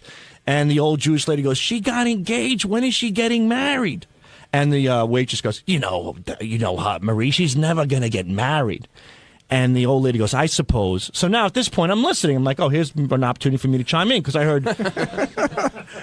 So I go, "You know what?" I go, "That's brilliant." She goes, "What's brilliant?" I go, "The fact that these people are never getting married." I go, "You hear about all these retards, they get married, it turns into murder-suicide, dysfunctional families, but seldomly do you hear engaged people breaking up. You never hear about an engagement breaking up, you hear it about marriage." I go, "These people are geniuses. The hell with the other idiots that are getting married." So the lady sighs, and she looks up at me, and she goes, "They're not getting married because they both have Down syndrome." And it was just at that moment where I was like, "Oh my God!" Did you explain her Captain Morgan wrote the bit? No, and I wasn't. But what it makes sense. What compels you to decide to chime in at that point? But listen, you guys really think that? It's not a big deal. If you're at a diner, you're just fucking around. Right. That's what people do at diners. But he was like waiting for something. I tend not to get involved in strangers' conversations, maybe from time to time. But this is that if I were your shrink. What time of night was this? It was in the afternoon. It was on a Saturday afternoon. It was about 12:30, and I was waiting for my wife and my friends to come meet me at the diner. But Benji, there's an underlying thing with Sal that he always feels compelled. But I don't to chime in. I don't care to really give talk. I'm telling. I said it to my wife. She goes, "You're crazy." I go, "I really don't." When I go to these parties, I'm thinking I have nothing. There's nothing interesting happening here, and that's another thing I'm dealing with therapy. My therapist says that nothing interests you except for something that has to be so cockamamie and far fetched. That's the only time your attention is caught. And I said, "Well, I guess it's true." He goes, "You have to start listening to people and learning about them and getting involved in them and respecting their thoughts and their feelings." And I said, "I know." But I have to be honest with you. I go to these parties. I'm like, I got to deal with this asshole. I got to deal with that asshole. I got to pretend I like this guy. I think everybody's like that. You ever go to a dinner with another couple? You want to take that butter knife and stab that fucking guy with the bad breath in the neck as he's talking to you about his shitty job and all the money he's making. Like, fuck you and your job.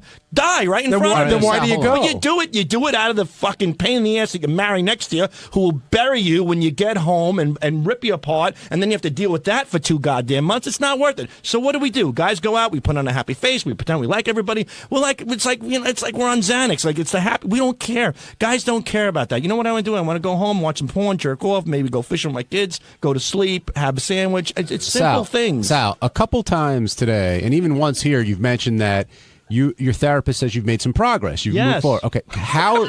No, I'm not being sarcastic. Well, I kind of am, but I mean the question. How have you made progress? Again, what ways do you think you're better? You talk about, I got to listen to other people. I shouldn't do this. I shouldn't do that. But you do it all the time. So how are you making progress in your or the therapist's eyes? Okay. I think I'm making progress because what happened in this situation, I got really drunk and I lost it. I had to unleash, so to speak. But before that period, I started listening to people. I started looking at them in the eye when they spoke to me, and I started listening and absorbing the stuff that they had to say. And I don't know if I could say I forced myself, but I really tried to take a real sincere interest in what people have to say. And that was working. And I was doing that with my wife. I would come home and listen to these stories about her girlfriends, and it's not easy. But I did notice, in her defense, that the more I listened, the more I did sincerely get involved. It helped our relationship. But how much of an effort does it take for you to do that? I mean, are you like, okay, I really have to concentrate? Like, is it a chore for you? How would you describe it? It's tough in the beginning, but as time goes on, you'll get better and better. Because I told my therapist when I was a kid, I would be in the middle of telling my father something, and my dad would just turn his head and go, "Hey, Ralph, so what's going on? What'd you do this weekend?" Like, literally in the middle of me talking to my father. And he says that you have a little bit of that in you. It's like an ADD or thing, And he says that the way you remember that about your dad, your children are going to remember that about you. And that's what really affected me. I'm like, I don't want to be that person. Right. I really want to listen to my kids and make sure that they're being heard. The thing I'm also surprised about what you talked about. Like, my wife and I go out with lots of friends, and I can say that I genuinely like the people that we go out with. We both seem to like the same types of people, and people we don't like, we just don't go out with. Off. So yeah. I can't remember the last time I went to dinner where I wanted to stab somebody in the neck with a butter knife. That hasn't happened to me recently, but there have been I think because I'm able to kind of like dodge those situations. But the people we hang out with now, like the Red Ox and Cliff and his wife and the Kaplans, the Jew for Jesus people, and your ex-friend Ian. Yeah. Well, I'm working on him. What was the anti-Semitic rant he was talking about? I was just saying how I look, they're all Jewish people there. So I was the Goya. I do it because they throw out the Goya word. When you're amongst the Jews, they love throwing out the Goya word. And let me tell you, I was saying how I really appreciate the Jews because they're a little bit more dignified in how they handle things. Did somebody actually call you that? Oh, yeah, of course. Well, what did they say? My two friends. They said you look like a pinto bean. No, like my friend Allison, she calls me the Goya, and then she gets mad when I say it back. She says, I said that I'm saying it wrong. It's like Goyam or something. Yeah. Yes. She corrects me. She goes, it's not Goya, you're a bean, whatever. And she never said bean. She goes, it's Goyam, get it right. Because she always throws that word around. And she's not racist or whatever, And I'm just sitting down, I go, hanging out with you Jewish people, I've learned a lot. I've learned that you're very, they're smart about how they handle things. I go, you do your drugs just like the minorities. You do your racist material just like the minorities. You have a lot of hate and a lot of this and a lot of that. I go, but you guys really know how to carry on a nice, smiley, happy face in the public eye. But when you get in your backyard, hey, you might not be drinking Ripple. You drink a little Manischewitz or something else, and you might not be smoking a joint out of a cigar. You're smoking it out of a fancy bong, and you might not be saying N-word jokes, but you're saying Schwarzer jokes. But you're doing it in a dignified way, contained in a situation where it's cool. And that's what I respect about the Jewish people, that they know how to carry themselves publicly and privately. A lot of respect for the Jews. Here's my question. Why did they need to know that from you? I don't know, because I was bored out of my mind and I was sitting around them. It's a wacky theory. Because I was that drunk. no one solicited your views on the Jews. I know, but I was sitting around a bunch of them, and what else do I have in common with them? We're not going to talk about lasagna. Oh, because Jews don't know anything about lasagna. They don't like ovens. I mean, what can I tell you? I don't know. Hey, it's Gary Delabate, Baba Booey. On Tuesday's wrap-up show, Mike Ganji came in because he got in trouble in the studio, and we talked to him about his relationship with Howard, and he was bummed out about it, and he's pretty convinced that Howard hates him. So we investigated that whole idea.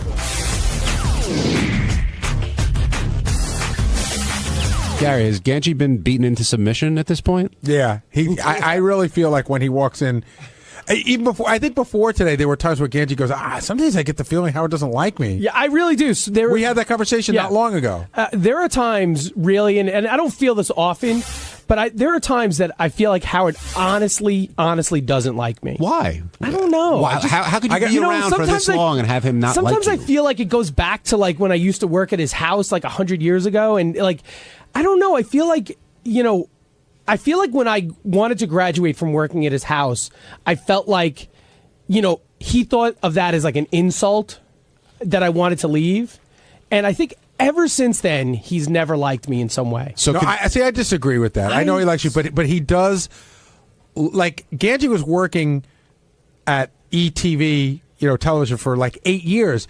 And Howard would preface every conversation by saying, the guys, Robin Radzinski tells me Ganji's really good at what he does. I don't see it. Right. And so like he did something he interned for us for 2 or 3 years. He worked for Howard for like 2 years.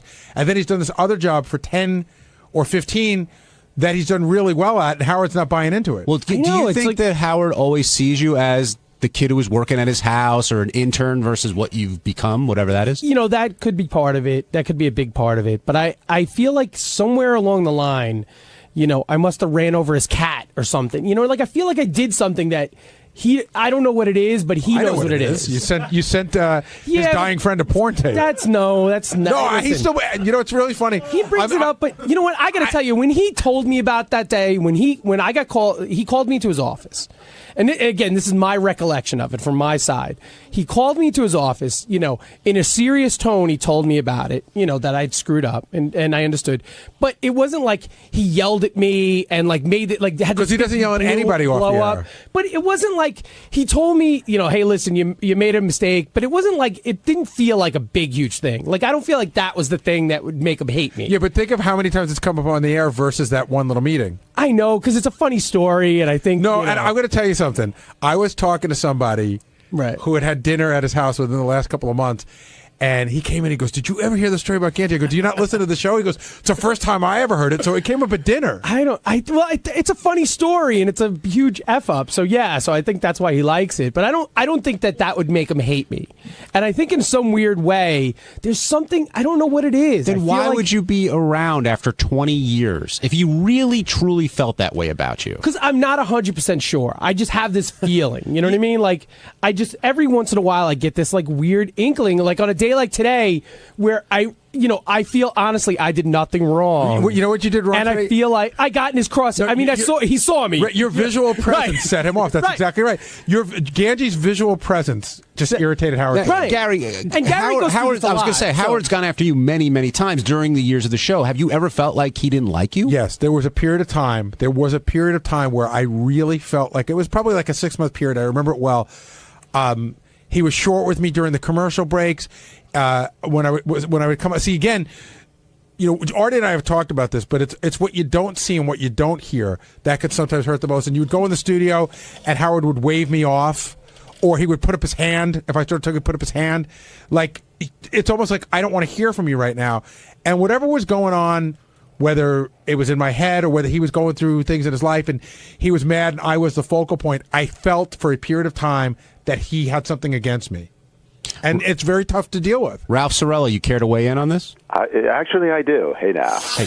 And I have, let me make this clear, I have no personal information from being friends with Howard. It's never come up. But I feel exactly the way Ganji does. I feel like he's kind of, I don't know, had it in for him, or not like he's out to get him, and of course he wouldn't be fired, but there's some sort of dislike or something, some core kind of thing that he doesn't like about Ganji, and I always thought Ganji was like, and this is years and years ago. I mean, like Ganji always seemed to me like a hard worker, and really didn't get caught up in the whole, especially when it was bad years ago. The show was like everybody was turning everybody in, and you couldn't like cough in the wrong direction without being fucking thrown to the wolves. And Ganji was never like that, and I always respected that. And I never got I don't know, I never got why. And I never used like the show for my own betterment. Yeah, like Ganji's always been a stand-up guy, and I don't know where that there's some sort of resentment towards Ganji, and I could be, but I get that vibe. So that's all I'm saying. Yeah, and I mean that's the thing. I get it too sometimes. Which is weird. There's people way ahead of Ganji who should be disliked.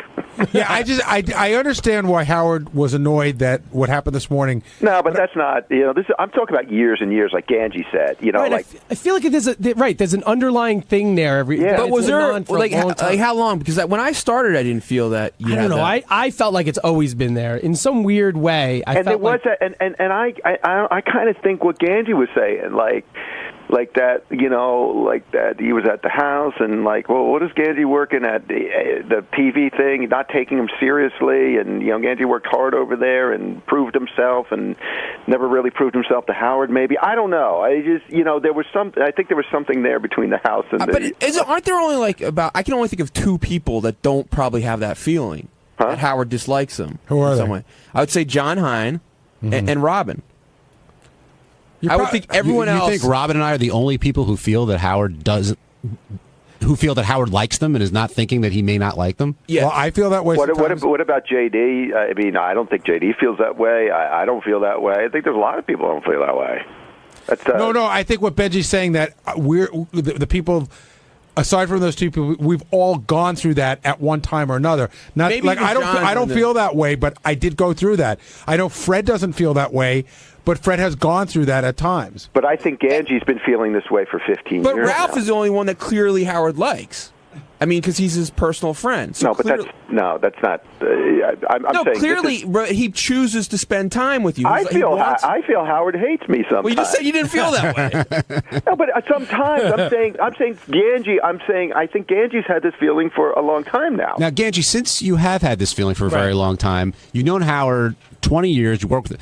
Would you ever feel comfortable enough to say, "Hey, look, maybe it's just me, but I really need to get this off my chest"? No, I again because I'm not gonna bother him. Whatever it is, what it is, and I'm not gonna, I could say one thing about what you said. I don't know if I did something at the house or ran over his cat or something like that. I mean, over the years, Howard and I have lots of conversations off the air, and never has he given me any indication in any way whenever we speak about you that he doesn't hold you in high regard. He always says, Ganji does hard work, or Ganji does a good job. I've never heard him give me even a hint of. Usually, after years and years and years, he might tell me, "Oh God, one time Ganji was at my house," but I've never heard anything like that. Right? No, I've heard that. Joe in Boston, you're on the wrap-up show.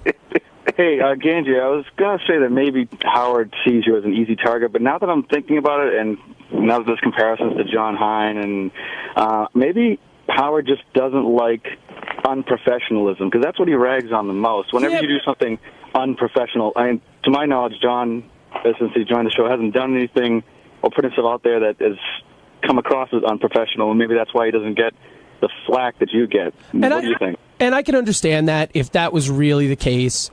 If my worst offense is that I post I'm going bike riding on Facebook, really, is that unprofessional? Then also the Miss Howard TV stuff. Yeah, but you know what?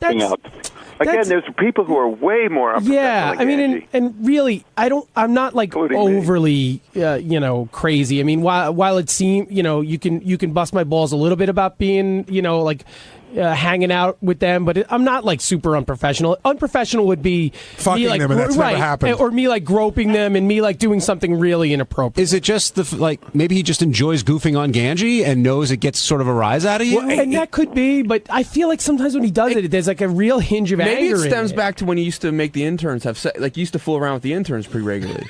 That could be where it stems. He didn't make that's called rape. Yeah, I didn't make anybody do anything. Well, you strongly suggested that they. No, I do. No. Do you think it comes from? I remember years ago he used to goof on you, like how you grew up with a rich family. Maybe. Maybe that's what he. Maybe I don't know. He goes to that a lot. Yeah, and again, but not anymore. Know. Not lately. Yeah. He hasn't gone to that lately. Now, Gary, you've gotten past this, obviously. Yeah. What can Ganji do?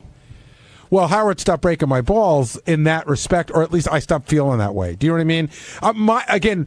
My feeling had less to do with the on-air stuff and more with the off-air stuff, or stuff the way, and then that just sort of stopped. And then I was like, listen, any relationship of any kind has peaks and valleys. So maybe I was irritating him, or maybe it was all in my mind, but it just went away. Is your situation where there are peaks and valleys, or do you feel like you've been in a valley for a long time? I feel like I've been in a valley for a long time. Yeah, exactly.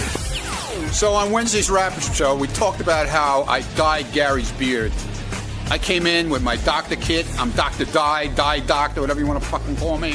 I think it came out really well. Everybody thinks it looks like shit. I don't really care. Gary should, make his own mind up. Check it out. John, you're my friend, right? Yeah. Tell me what you think. I think it looks like you were on stage in a play and you came off and somebody painted it on. It looks worse. Right. The gray I thought was fine, but this definitely. Do you think that it could have looked better if I didn't go full black? If I would have sprinkled it in? Hard to say. Probably. Okay. I mean, we're gonna get Ronnie down here. He's apparently the expert with his skull lunchbox beard dyeing. Okay. Here's the other issue now that Howard and I were just talking about as soon as the microphones went off. He goes, "It looks ridiculous," and I said, "I agree." And I'll probably shave it. And then there was a discussion: is if I shave it, is there going to be anything on my chin underneath, any sort of dye stain? And I might have to wait a couple of days to shave it. If I shave it off, is there going to be black dye stain on my chin? Going to look like Groucho Marx? There could be. Again, we'll get Ronnie in here, and he can answer. I know, but I got to question. know because I can't shave it and then find out that my chin is stained. Would you shave just the beard and keep the mustache? No, I hate mustache. I hate the mustache. We know how you feel about the soul patch. I'm not even going to ask about that. I hate the mustache. So I would shave the whole thing. All right, now describe the process. What was going on when Ronnie seems to know what he's doing when it comes to this. No, he cracked open that lunchbox. He was all over it. He had the stuff and he was painting it, but I couldn't see what he was doing, and I was actually that break that we did it. That's the most important break of the day for me to talk to Howard about pitching guests. So I wasn't even paying attention to what Ronnie said. I was like, "Hey, do you want to have this one on? What about this? Charlie Murphy's coming in. So I'm doing that. I could just feel this cold thing brush on my chin, and Ronnie was applying it liberally. And then Ronnie timed it out 5 minutes. Reminded me when my mother used to set the egg timer when she dyed her hair in the bathroom. And then I went into the bathroom and I was shocked. And he goes, "No, don't worry. That black. Now you're going to shampoo it out." And after shampooing it out. Well, the first thing when I looked at it was that there, and again, this is no cut against Ronnie, that there were spots that were missed. Mm-hmm. There's a big gray spot underneath that doesn't look natural. So I thought, okay, I could always go back and touch that up. But then I was looking at it, and I'm like, it's not really the right color. And then Ronnie told me, which is probably what he went through when we nailed him on the air at Goofed on His. He's like, you got to play with it. It's adjustment. You see that happened. Let it grow back. Now maybe next time you don't put as much on.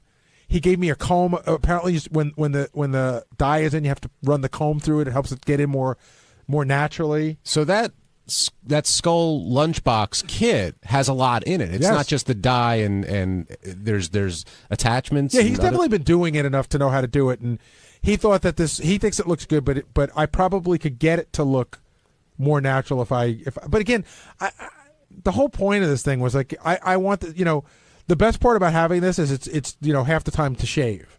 Now, did Ronnie on the air he was talking about the different color choices he had? He did give it some serious thought. Again, he's going to come in. I know I keep saying that, but I'm sure he went and looked for the right mix and really tried to make it look good on you. We talked yesterday, and he said, "Do you want me to get black?" And I said, "No." And I've cracked this joke 1,000 times. Craig Gass dyed his hair once, and he used the blackest black there was. And for a long time, we would just say, him and Joey Ramone had the same color hair. I used to call it Craig Gass black was the color. So it's so shocking when you dye your hair black. So I said, I think it's dark brown. And then he went and looked, and he said that dark brown is too brown, and that there's jet black, and I forget what this one's called. Black, or regular black. Regular black, real black, black as night. I don't know. Obama black. Benji, what do you think of the dye job? What are we doing to you tomorrow? I don't know. Oh, okay. I was one of the people that thought Gary's goatee looked nice the way it was. I kind of everybody seems to agree now. Oh, it's too white. It's too white. Then everybody's like, yeah, we should bring the white back. But you can't bring the white Gary back. pointed out. I don't know if you said on there. in the photo, it does look a lot better. I just guess in person, you see more like it. You see it on the skin. Well, I'm going to go with how it looks to people rather than how it looks in a photograph. Now, do you think everyone's being honest with you about how it looks? I mean, Howard questioned Artie, do you like it or don't you like it? Do you think everybody's being straight with you? Yeah, because why would anybody be nice around here? That's a good point. You know, in other words, Howard has given everybody the perfect opportunity to say what they think. Like, Teddy, I saw you. What did you say when you saw it? Well, I liked it. I said it looks really natural because it didn't just dye every hair jet black. But he didn't do any of your mustache whatsoever, right? He said right. Well, that's the problem because he should have just maybe touched a little.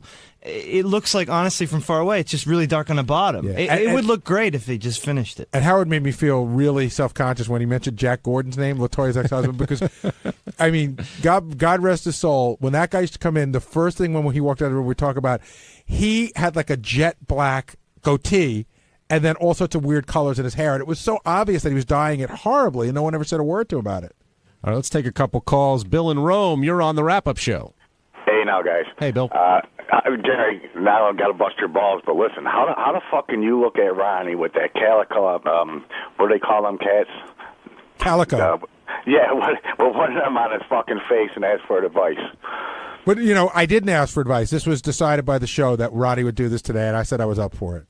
You know what you got to do? Look at him and then look at Mike Walker, because Mike Walker's got the same thing going on. Right. And look how they look.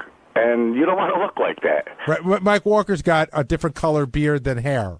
I've noticed that in his picture. They got 15 different color hairs in their goatee. Right. Maybe, you know, I could make this lighter, but now I got to wait 2 weeks for it to grow in, trim it, get it back to all white. It'll probably take a month to get it back to all white. It's probably coming off. We have the expert now joining us, Ronnie Munn. Expert, yeah, real expert. Ronnie, how do you think your job turned out over there? I like it. It like the bottom part is darker than the mustache, okay? Because the mustache is not as thick as the beard yet. He should have waited until his beard was fully grown in before he did it. If he shaves it now, is there going to be dye on his chin? No. Well, you got your answer there. I don't think so. I mean, I don't know. I've never done it, so I couldn't tell you. Can you describe? But then again, I got some on my finger, and it's still there. Oh boy! You know. Now, can you describe? See, that's one way to make him keep it and grow it in, and he'll see it's much better. I might wait till the weekend to shave if I decide. No, but you know what, Gary, give it some time. Seriously, let it grow in more, and then you got to get the feel of how to do it the way you want to do it, how you want it to look. If you want it to look more natural, you don't put as much on in spots. Like when it grows in, you could see like your mustache pretty much is all black, but then the bottom part of your beard is all gray. So you don't really do much on your mustache. You just you do a little bit, and you leave parts of it so gray, and you get used to it. Ronnie, how much trial and error did it take? They could say mine looks like shit, but I really don't give a fuck because I like it. Well, how much trial and error did it take for you to get it right? Because you sound like an expert on it. I fucked it up quite a few times. How so? Like Bob Levy came in here one time and said, "Dude, what the fuck did you do? Did you just paint your face?" I know he was breaking my balls, but he was right. You got the wrong color? No, I got the right color, and what I did was I really put it on real thick, and I left it on like an extra 3 minutes. And the more you leave it on, the darker it gets. You're supposed to leave it on 5 minutes and then wash it out. All right. Now, can you describe that kit for the audience? You had my little skull kit? Yeah, you had a black lunchbox with a skull on it. Yeah. And we'll talk about the skull thing in a second, but what was inside? Like, what did you have? What's in the hair dyeing kit? Well, it's the dye, and then it's a neutralizer, two different tubes. You got a tube of dye, a tube of neutralizer. Okay. Then you got a little cup that you put the shit in to mix it. Then you got a brush with a little thing on the back that you mix it with. And then you got the brush part. It's a two-sided thing. It's pretty involved. Yeah, it takes like 5 minutes. It's once you get the hang of it, it's 1, 2, 3. You jump in the shower when you're going to do your shower or whatever. Boom, you're done. It's nothing. On Thursday's wrap-up show, a lot of the conversation was about Scott Salem, his lack of urgency, and what he did wrong today during the Mike Walker segment. And I think almost everyone from the show stopped by to let Scott know that he was wrong, and Scott defended himself. And when Scott defends himself, he gets a little testy. Here it is. You think Scott deserved to get yelled at, no matter what? Yeah, I mean, look, this is the Howard Stern show. We were going into the Mike Walker segment. Scott, A, didn't have Mike Walker ready to go. B, didn't have an excuse why he was ready to go. And C, took him 5 minutes to get it ready. So I could see why Howard was annoyed and why he yelled at Scott. I get it. Well, thankfully, Scott Salem is here to defend himself. Scott? Just go fuck yourself. I mean, come on.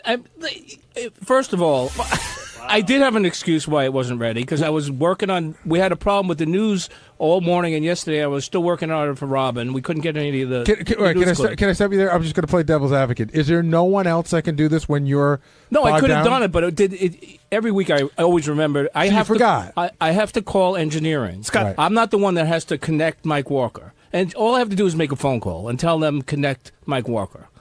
I forgot to make the phone call. Will usually will remind me if he.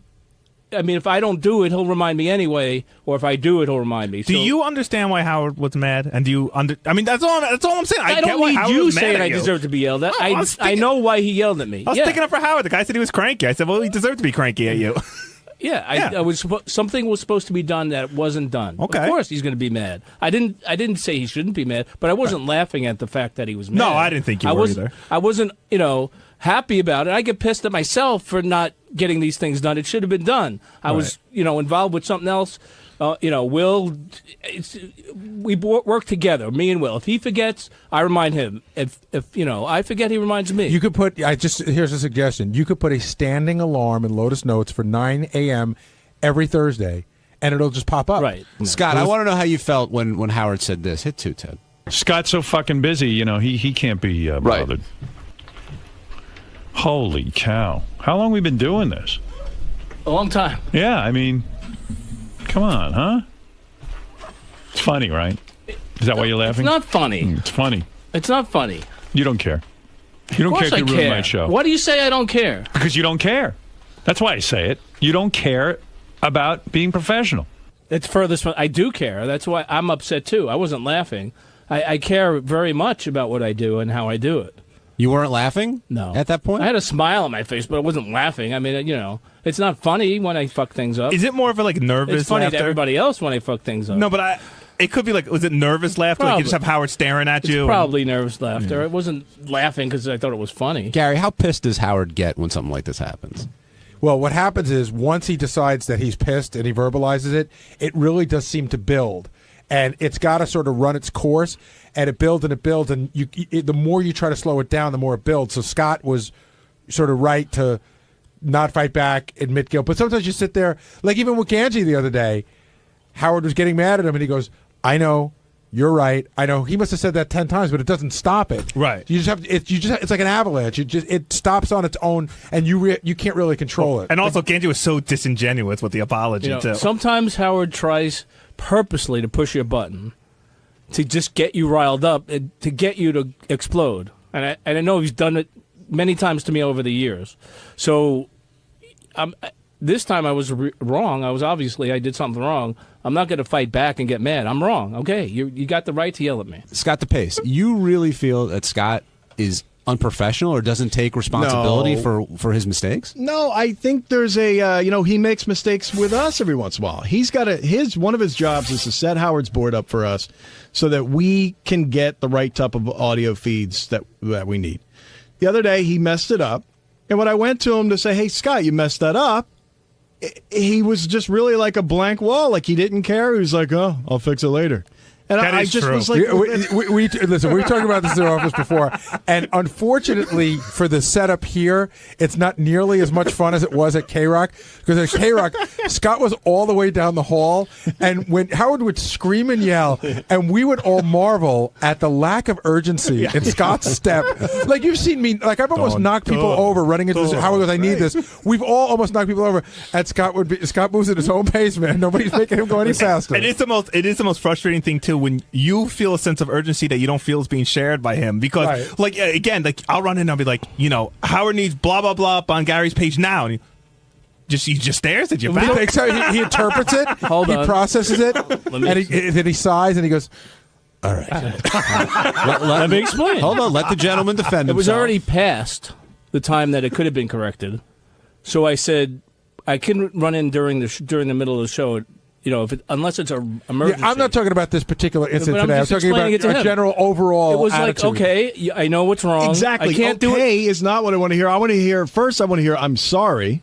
That's what I'd like to hear. Yourself. I'm sorry. Don't fuck Truthfully, yourself. I'm I sorry. want to hear that you care. I'm not going to apologize to you. You said okay. Okay doesn't do anything. Well, what was Yes, the it problem? does. Tell me what the problem was. He made our job a lot harder in the editing process. Not necessarily mine, because Not yours at all. But okay, but what was it? Basically, we had music ended up being part of our audio mix that we don't want to be part of audio mix for rights reasons. So that was an accident on Scott's. It was an accident on Scott Scott's. Salem's That's part. happened a number of times. Recently, Well, it happens a lot better. It happens, yeah, but it happens because we have to do certain things for our board where it'll screw you up, but we need to do it. And purposely, we need to do it, so it'll screw you up. And we know when those purposely. times happen. And this was a particular time where we had. No, you just forgot to check the board that morning. No, I did check the board, and I explained to you that we had everything That's what you was told me. on Monday morning. Everything was in disarray because the power was off all weekend.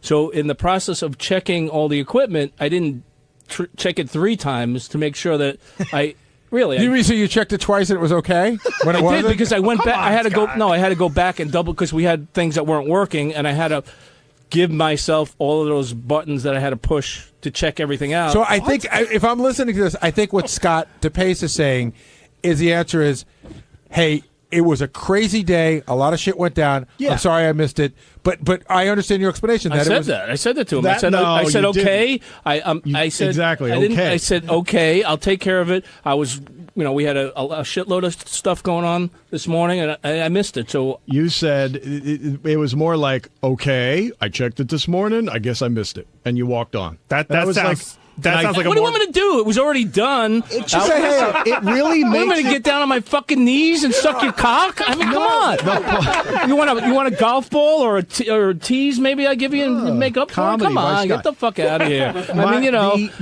you really made Okay, a lot you of told people's me. jobs hard, and I wanted It's to not feel that a hard. little You have other sense of- feeds that you have other direct They need feeds to that- rebuild every goddamn All right. audio Yeah, feed to okay. make it right. So it takes 10 I wanted fucking to hear a minutes little more. bit more of a I'm sorry. Holy but shit. I'm totally I on the mean, Pacers side on this one. It's like what? All right, Like, how do you check something? I'm sorry, Jeff, but how do you check something The twice? last time I checked it, I had to do something after I checked. Forget it. Wait, guys, hold on.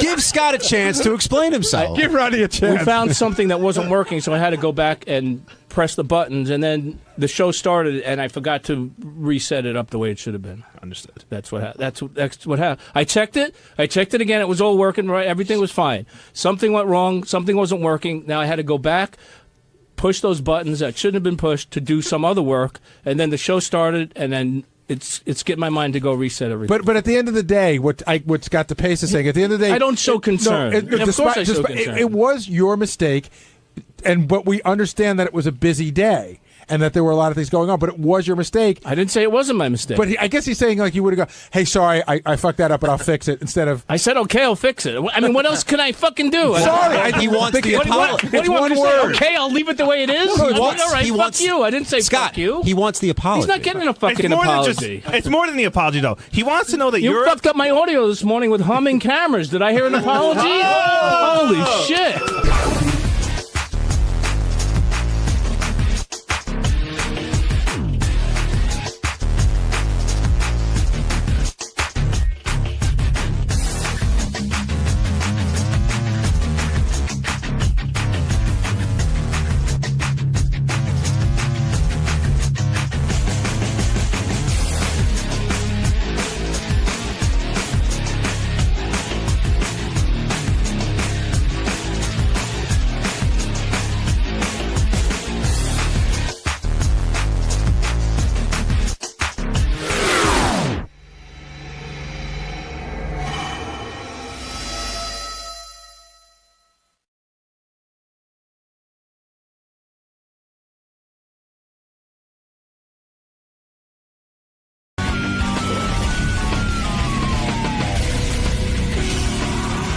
I was driving in my car listening to the wrap-up show, and there was a lot of things said that I want to dispute. I want to address. Well, you know what's irritating me? This boys' night out. Yeah, me too. I'm not doing it. Oh, really? Yeah. Why, what, they got You think- into that You yesterday? think it's irritating you? What happened? What happened? What happened for you? And I'll tell you what happened for me. Well, it just seems weird that everybody's like, well, I want to go, and Yeah. I want to go, and I'm like, what are we talking about I here? don't It's know. dinner. It's a like, you know what happened? Gary said to me, like, two things sort of happened at the same time. Gary said, hey, Beth's away. You want to go to dinner? It was very nice. Yeah. Very sincere. Said it to me off the air. I said, yeah, you know what? I said, that'll be fun. Maybe. I said, I gave him a day, maybe. But I said, I'm not even sure. I don't know. Simultaneously, Artie called me at home and left me a message, a really sweet message saying, hey, I know you got some free time now with Beth away. Let's either go out to dinner or get a couple of guys to go to dinner. Dinner's on me, you know, that kind of thing. Said dinner's on me 5 times. I don't know. It was very, it's on me, it's on me, it's on me. So, Well, I know you were obsessed with making sure that you always pay, and I wanted to make sure, you know. whatever. So I thought about it. I said, hey, I haven't seen Artie in a long time socially. It would be kind of fun. And Gary, I always enjoy getting. I said, well, I'll mention to both these guys that we all had the same idea. Let's pick a night and go to dinner real early. I was thinking, honestly, me, you, Fred, and Gary. Like, I thought it'd be a nice little. Yeah, nice little dinner. Yeah. No Well, Benji? well, yeah, that's the problem. Well, here's what's happening. If you All listen right. to the wrap-up show, then All it's right, like, well, Benji's like, wait, No, I wasn't. I'm insulted. Wait, no, I know you never say that, but it's, all of a sudden we go, well. So Gary gets on the wrap-up show with that John Hine. Another troublemaker. Yeah, and they're trying to figure out, like, who should, and I didn't realize, like, Jason feels he should be at the dinner. Jason feels slighted. He's been waiting for an invite for 8 years or something. Well, he's in Girls' Night Out. Yeah, and there's a weird thing that goes on too. Like Jason goes, Jason and Will are one person, like Sal and Richard are one person. They make Right, up they one come person. in a package. They come in a package. Jason and Will come in a package You know for what they some should reason. do? I It don't should know be like why. the man with 2 heads. Chop off one of their heads and put it on the other guy's body. Then you So solve the Gary was problem. analyzing the levels, and Jason and Will are definitely in the same level because it's like they're one person. You go, and then Jason even said, well, if he's going to only invite one of us, invite me. Forget Yeah, Will. right. But meanwhile, you don't invite Jason if you don't invite Will. Right. And then it's the same with Sal and Richard. Sal and Richard are one person. They've Yeah. made themselves into one person. You don't think of them as anything else because, like I was even saying to Beth, maybe we should have some people out to the house. We'll have, people from the show. Maybe and then I go, oh, but there's a problem. I go, I don't want Sal in the house because he's so fucking weird. I love Sal, but he's weird. And then Beth said to me, well, what's the problem? I go, well, then I can't have Richard. Right. Because, well, Richard what do you mean? loses out. I go, because Sal and Richard are the same. Can I tell you how weird it could get? Right. But see, Jason and Will does not want to be one person. Right. Jason doesn't mind as much. Right. Sal and Richard, both of them want to be one person. They really do. Right. So John Hine had some people Yeah, come in out. fact, Will and Jason don't even like each other. Well, Will doesn't- Will I think doesn't- Jason likes Will more than Will likes Jason. Right, yeah, Will doesn't like Jason. Yeah, He likes him, it was but- a big shock when I found out Will doesn't like Yeah, Jason. I didn't know either. Will likes He is a shock to Jason, Jason. but they became roommates sort of by convenience, not because they have a lot in common. Right. And then everybody thinks they're these great friends. Yeah, and that's Will's what like, I thought. Will's like, we're not great friends. I like them, but we're not like great friends. But let me tell you something. So John Hine had some people out to his house a couple of weekends ago. It was like me and a couple other people. So he drives Sal home every day, and he says, "Hey Sal, would you want to come by?" And Sal says to him, "Did you invite Richard?" And he goes, "No." And he goes, "Do you think you could invite Richard?" And John's like, "That was just uncomfortable, not because he doesn't like Richard, but now Sal's dictating who, the guest list." Sal said, even on the wrap-up show, "I can't go somewhere without Richard without telling him because I would feel too guilty." Yeah, I mean, these two assholes have become like husband and wife. They pee together. Yeah, I mean, it's every ridiculous. time they walk to the coffee room together, you never see them apart. Yeah, I mean, it's sort of weird. So that's how this whole, and I was listening to this and I said, forget going to dinner because. It became a big thing. Hey, you know what's so crazy too? I'll give you the A, B, and C. First of all, going to dinner with me is so not fun. I mean, Gary and Artie can tell you this. I mean, I go I've and always enjoyed it. Yeah, but I mean, it's not what you think it's going to be. But it's just I actually It's not even great. I enjoy going to dinner with you Yeah. because we get to talk about non-show stuff and which we don't do here. And we have a good time. But, Yeah, but it is enjoyable. But it's nothing. It's not the panacea that everybody thinks it is. Yeah. Now I got to look up Panacea. And then like I get an email from Wayne Siegel because he obviously listens every day. He knows everything that So goes now on the he show. wants to be in the dinner. No, but he goes, hey, and he acts like he doesn't listen to the radio. He goes, hey, I know Beth's away. If there's going to be any kind of dinner or you want to get it together for a boys' night and have around. dinner, he goes, I'm around. And then I'm like, well, how deep does this is turning into a bar mitzvah? Right. I was like imagining the table now. Yeah. Now you need a separate room in the restaurant. And that's what because it's a happens. party. And really, there's nothing great about going to dinner with me. I'm such a fucking miserable bore. Listen, Howard, something casual. I hired Fleetwood Mac. Right, yeah. Let's bring in the dancing girls. Now, what's the B and the C? If the A is you're not fun, because I do think you. The B is wow. If I go to dinner with two guys, everyone gets so hurt and insulted. If Artie's did you hear the wrap-up show? Scott the engineer? Yeah. I've never been invited to dinner with Howard. I've invited this guy to 50 different parties, But not with just but not you. just me and dinner. Well, the other never happened. And how does it get to where it's your pressure? You didn't do Now any you inviting. have to do No, it. I on did. you. If it should be made But of hold me on. or Well, that's Gary. what I was going to say. Now all these people are saying they want in. Artie's saying he's paying for the dinner. How are these people inviting themselves? See, I'm honored that people want to go to dinner with me. I really am. But I have to tell you, no one ever was looking to go to dinner with me. You know what I mean? I mean, You weren't big man on campus. no, nobody. You're like people the shun homecoming me. queen now. That's the problem. I'm not comfortable being the homecoming queen. I see that. Yeah, I'm not. That's the one thing. Everybody doesn't hear you when you say that.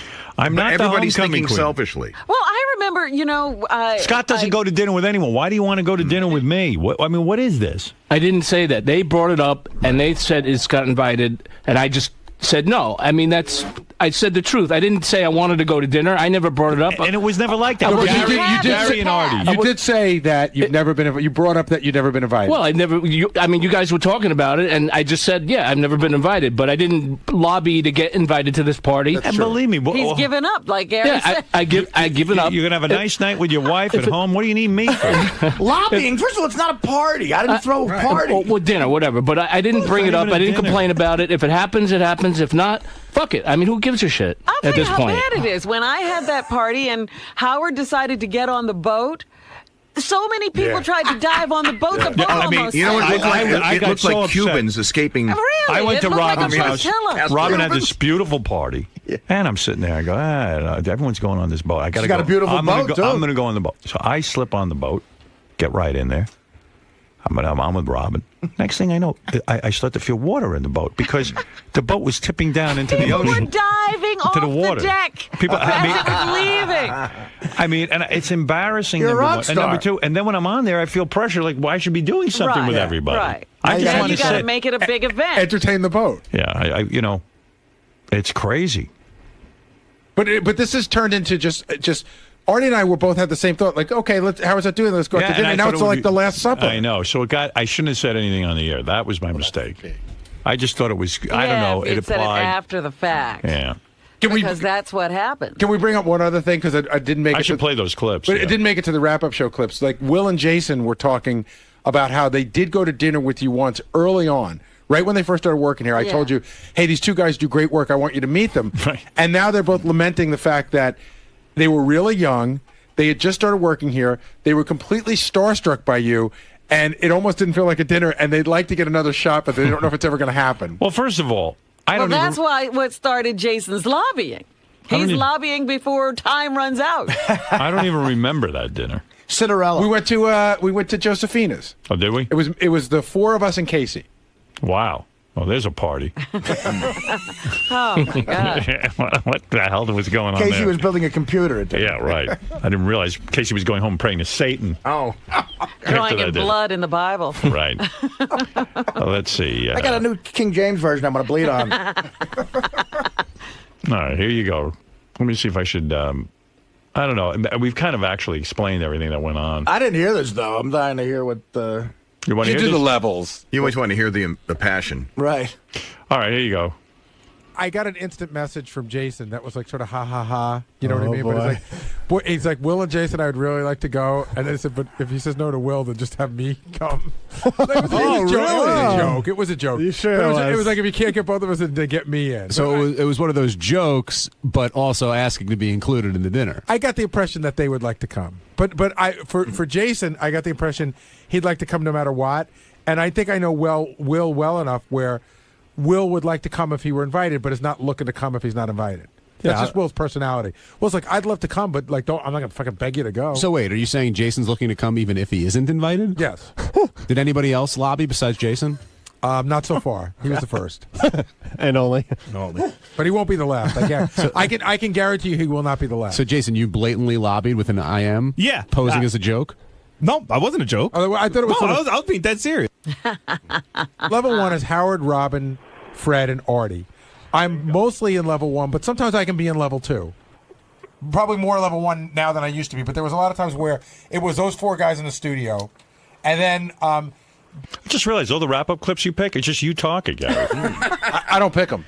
Oh, you don't? No, John picks them. So you mostly talk, I guess. No, that's not true. I mean, just today it is, but it's not always at all. also rides level 1 and level 2. Benji's definitely in level 1 a lot, but certainly no lower than level 2. Level 2 is, I think, the guys in the office, which is John, Jason, Will, Sal and Richard.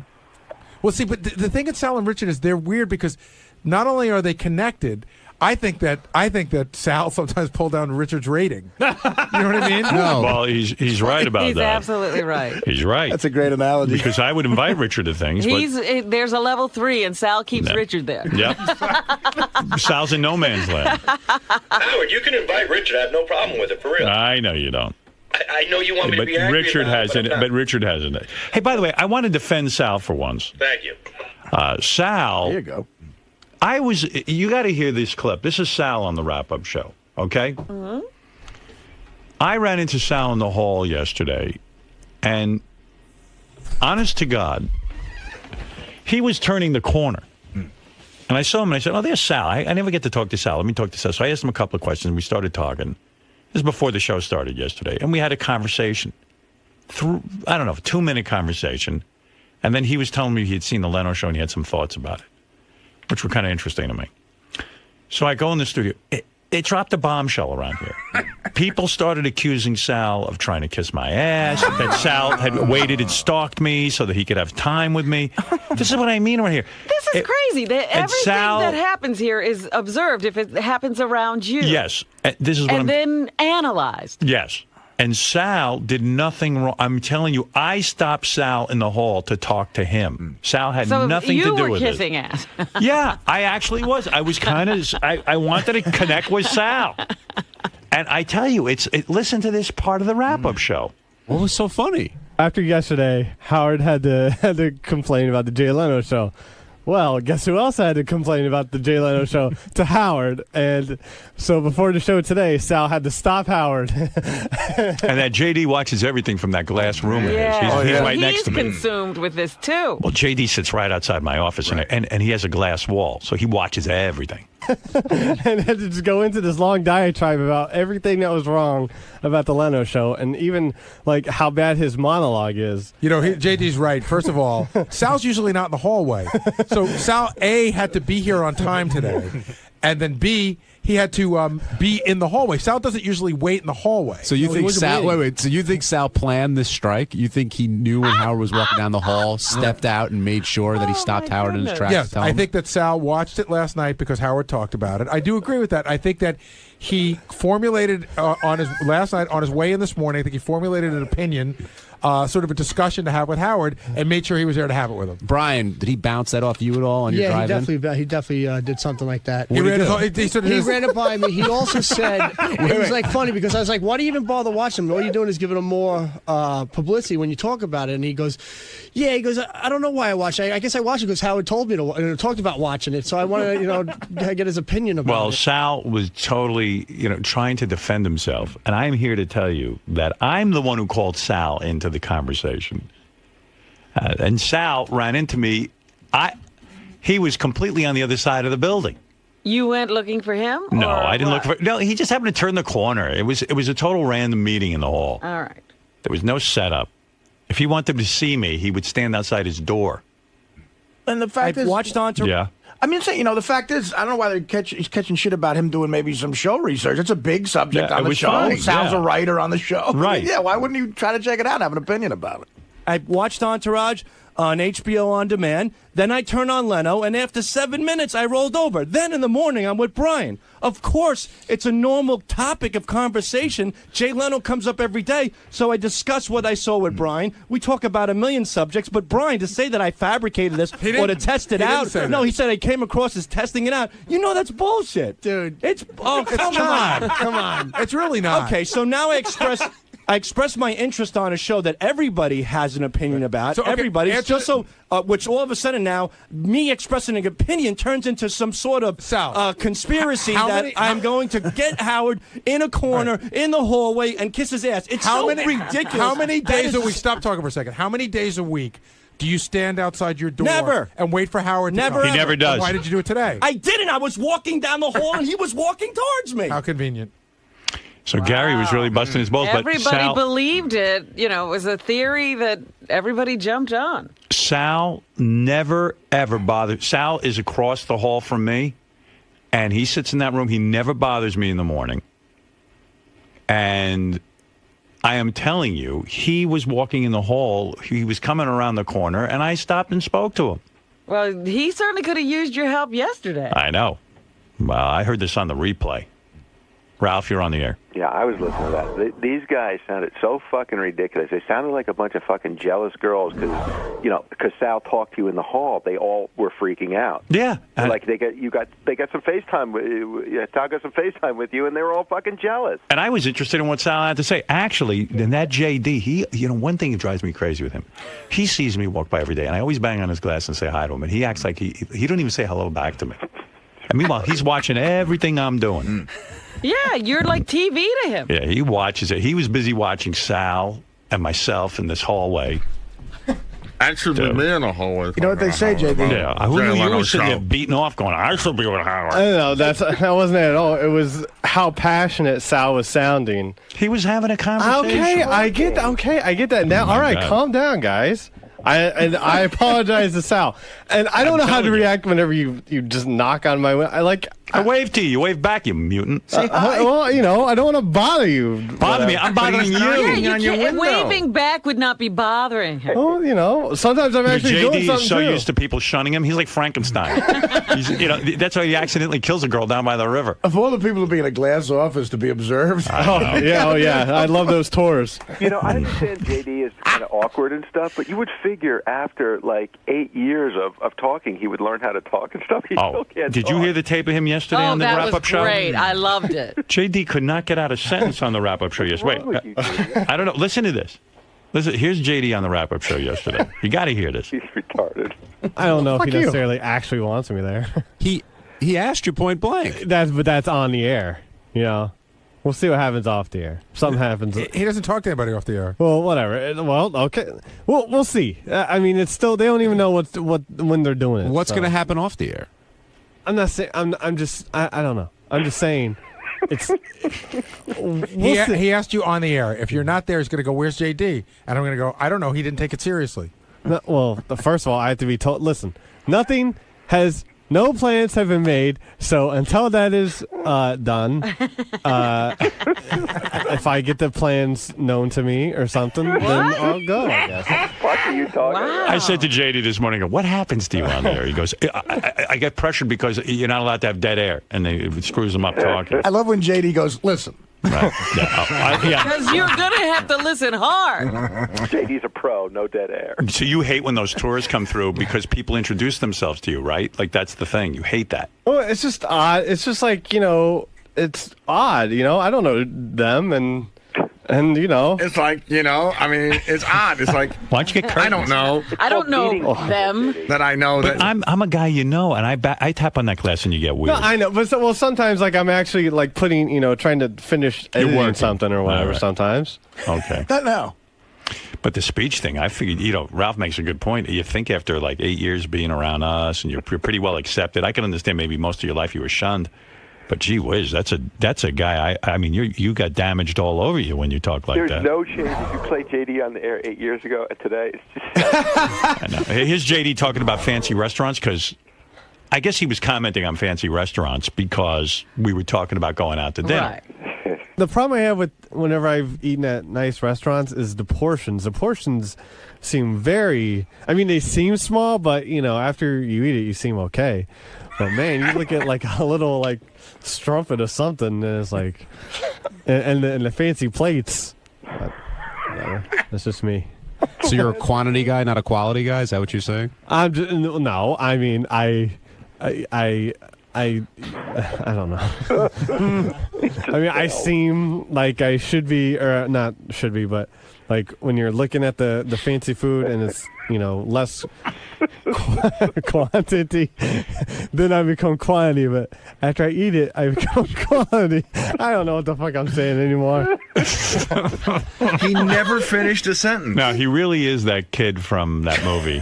Yeah, sometimes like at the end of my stand-up set, I'll bring JD on stage and I introduce him, and the crowd loves him. They love him, and then he goes to say something, and he goes, "What? I don't know."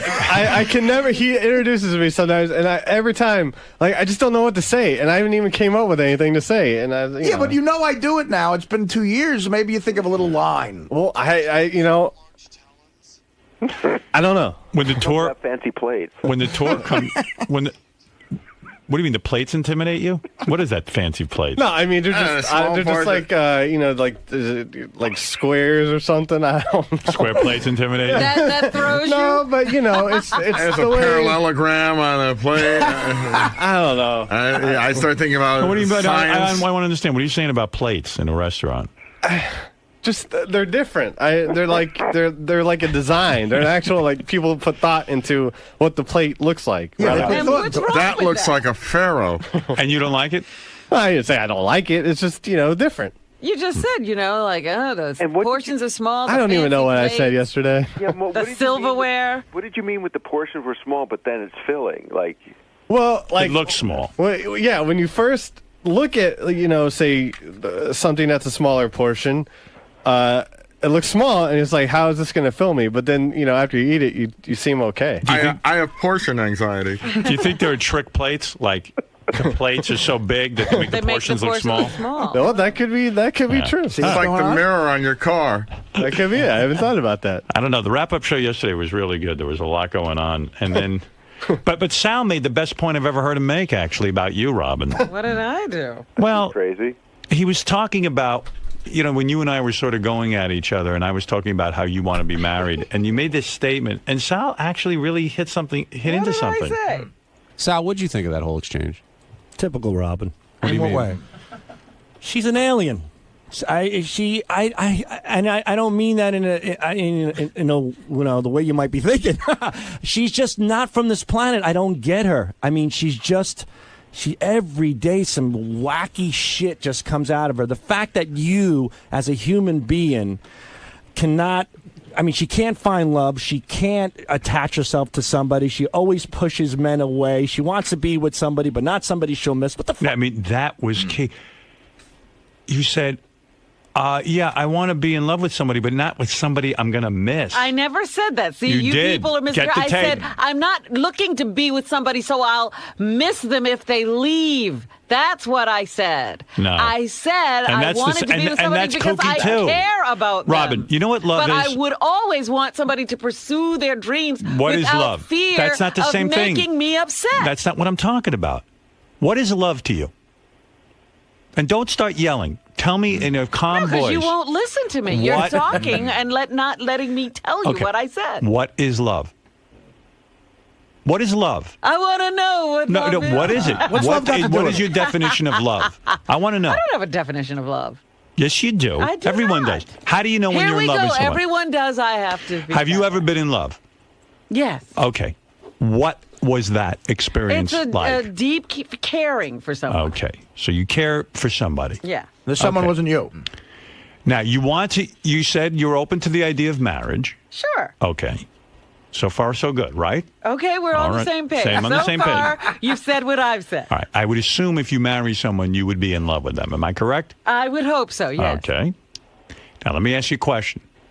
Do you think it would be unusual that if your husband, who you're madly in love with, went away for a month, that you would miss them? No. You think that? You think why you would would not I miss them? I can still talk to them. It's not like they got on Wow. You're the sick. You're Mayflower. Psycho. And you can't ever talk to them ever You're again. lying. Oh, my Would you miss the person? And who then you- I would also go see them. Let's say you couldn't. I would look forward to enjoying them in I didn't ask another you way. that. Would you miss them when they were, let's say they were gone for, like, I'm going to go visit Beth, but I'm not going to see her for 2 weeks. Do you think it's unusual that I make this statement, I would miss her for 2 weeks? Yes, the You think way that's you say it, because it's like I'm inconvenienced. I said I missed her. This is what it sounds like to me. Have you ever missed been anyone? Made to You're be psychotic. uncomfortable.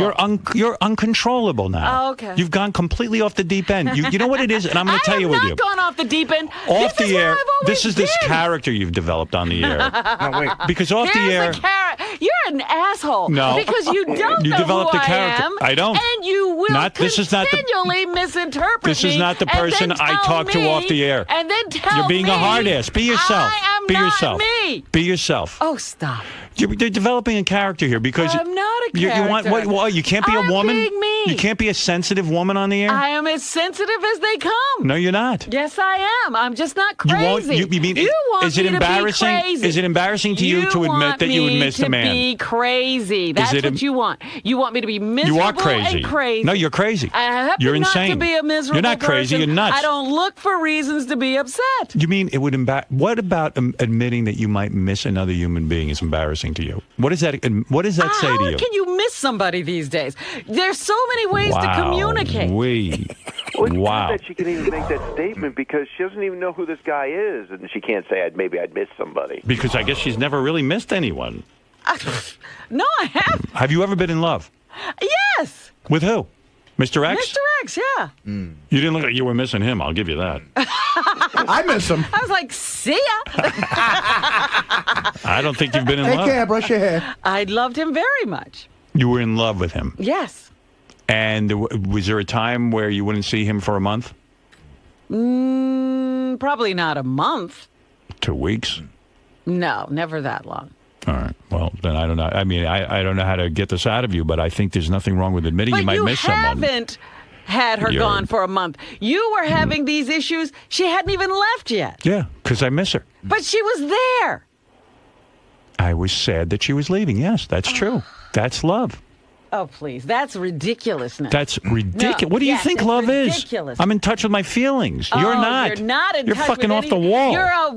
You're off the wall. You're crazy. Well, you're no. having Here's the other- feelings of missing a person while they're still there. No, I knew that I would miss her. But we how were did you know sad. that? She hadn't done it yet.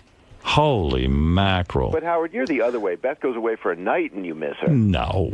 And this is what I'm saying. He's already experiencing something that hasn't happened. No. Listen, I'm a Now, functioning. you can tell me that is not I am- crazy, and a lot of people will go along with you, but they're all crazy. Why too. are you worried about your cat dying, but your cat's not dead yet?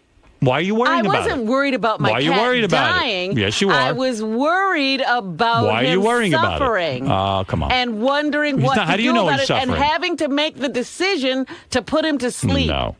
No, that's not true. Yes, it was. I think you've lost it. And I think well, you're not guess in touch. what? We're both of the same opinion about each other. Right. You've gone off the deep end now. You are a mess. I'm not a 34 on the narcissism scale. No, you're probably a 60 if you answer the questions right. And you're not jumping out of planes.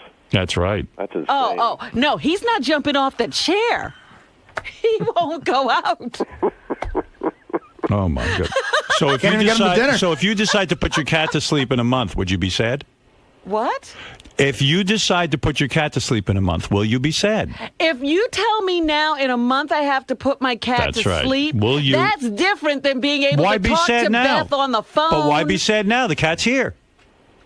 That's Why different be than sad being now? able- because I'll never be able to be with him again. You will be with Beth again. You can I talk see. to her every day. I see. Can't make out with a phone. Yeah. It's a big difference between somebody being with you and talking to them on the phone. No, there's a big difference Robin, in having this can feeling I tell you something? that you There can't be isn't- attached to someone unless they're there. Why live together at all then? There's some people who don't have to live together.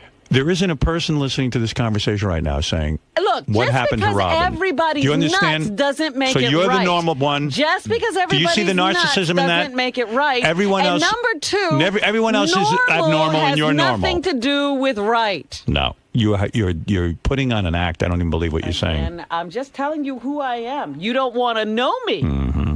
Oh, I know who you are, but this is not who you are. Okay, This is the character, right. I'm Robin. the person you have in your head, not the person I have in my head. You are a narcissist. And you agreeing with Sal, you really ought to question yourself. I agree with Sal. I agree with Sal. That right there should tell you something. Well, I agree with that. No, but I think don't. I mean, if you care about someone, you could say to them, "I'm going to miss you." I'm going to miss. You're going to miss them. No, not Robin. She only misses them. She doesn't even miss them when they're gone, and certainly would never miss them and say, "Gee, I'm going to miss you when you're gone." He misses her while she's here. No, I said I'm going to miss you. That's the you difference. were already experiencing the No. missing. Ugh, I'm so upset she's leaving. Yeah, I like being with her. It depends on how much you let it affect you, but everyone can relate to saying, "I'm going to miss And that's somebody." of course, what Robin is talking about is abnormal. The time that you're I with always said the I wasn't person. enjoying. We had a great time. Oh, please. But that's not weird. Of course you would. You realize you're going to miss Beth. Look at who's talking.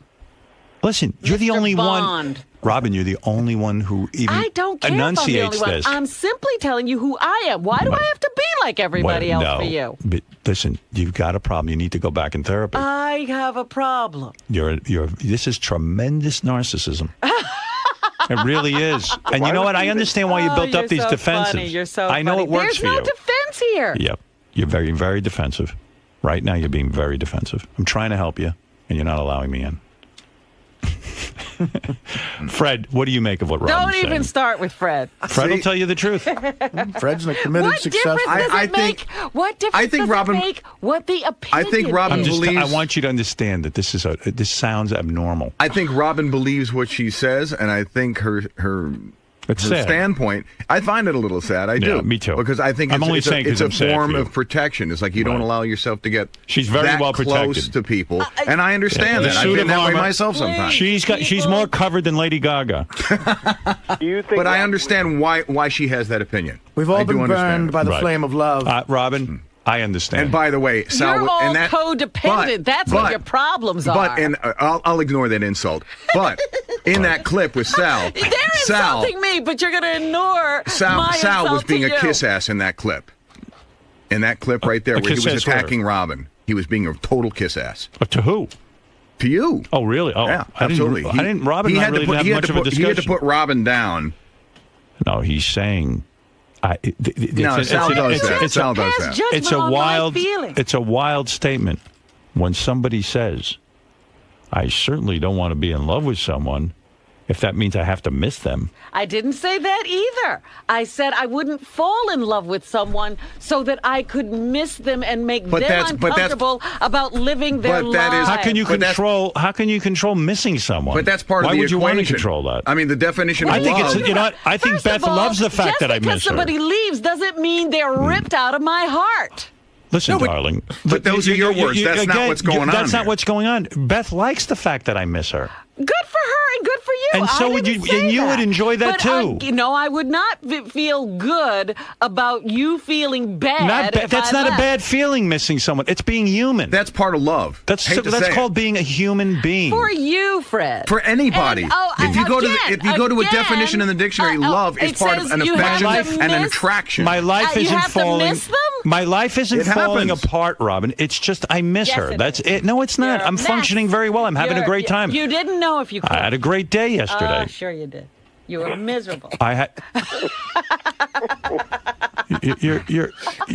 You're talking about being a human being, and you know what? I'm going to tell you something. The day Again, a guy with this human calls you, being. Okay, I'm an alien, just like Sal said. if a guy called you up and said, "Robin, I haven't seen you in 2 weeks. I miss you," That would melt your heart. And stop saying No, it's not. You're what so you full of say. shit. You say, "Oh, where's my wife? She's supposed to be here for me." Oh, What my goodness. That's not what I'm saying. I enjoy being with her. said. And wouldn't you be honored if a man See, called now you you're up? taking what you said and what Wouldn't- I'm reacting No. to and turning into this noble thing. Listen. That, wow, honey, I really miss you.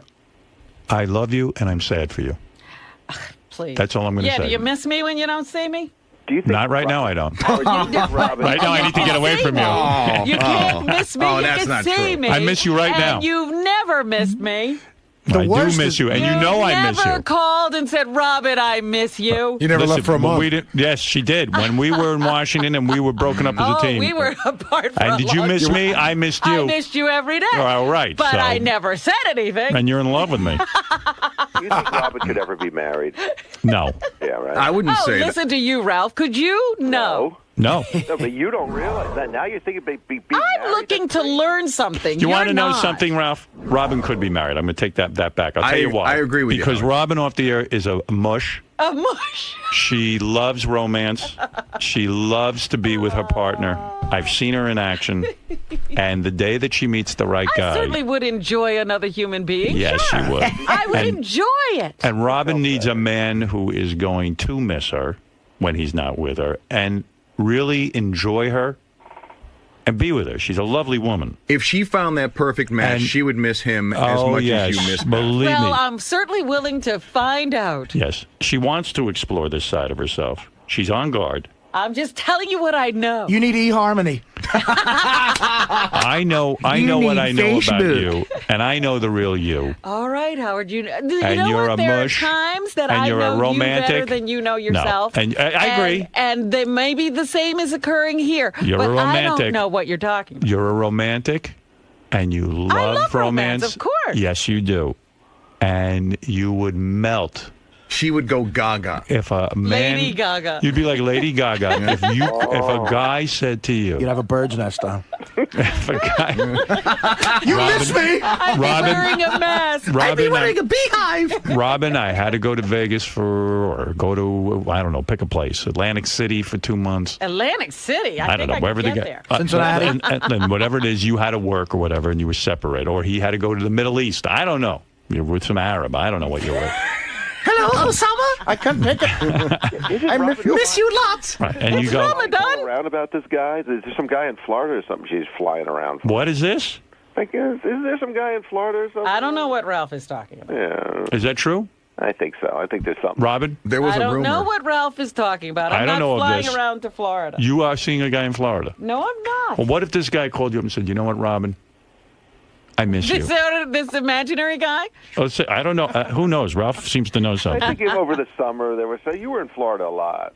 I was not in Florida a lot. I was in Florida once. Were you seeing a man in Florida? I see lots of people in Were Florida. you seeing a romantic man No. in Florida? No. Okay, all right. I agree. I know you don't lie, so she's not. She's telling the truth. Are you dating Dan Marino? Ralph, she doesn't lie to me. I don't know. No, she would always tell me the truth. She would even say, "I prefer not to answer." But if she said she didn't have romance in Florida this summer, then she's telling the truth. What you think? Look, You all think right, Robin would lie to so- me? You think she's Sandra Robin would lie Bernhard? to me? Sleep with Sandra Bernhardt. Do you think Robin would lie to me? Robin, are you lying to me when? No, I'm not lying to All right. you. So you did not have sexual relations in Florida. No, I did not. Okay. Was there somebody in Georgia. Florida you were seeing or interested in?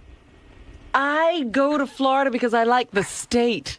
Well, that's not answering the question. The state the Klan started in? Come on. So. They got good taste. All right. So. Wow. I'm In just saying, states, anyway. Robin flies around the country to see men. Right. What? Because she misses him. Yeah. What did you say? I say you fly around the country to see men. All She right. loves romance, and she's a very, very soft-hearted person, despite the on-air demeanor. And there's certain defenses everybody builds up, including myself. And her particular defense is the suit of armor that Robin wears every day. She tries to be tough. Is this tough guy thing. Good But let me Lord. tell you something, and this is an advice to all men who want to be with Robin.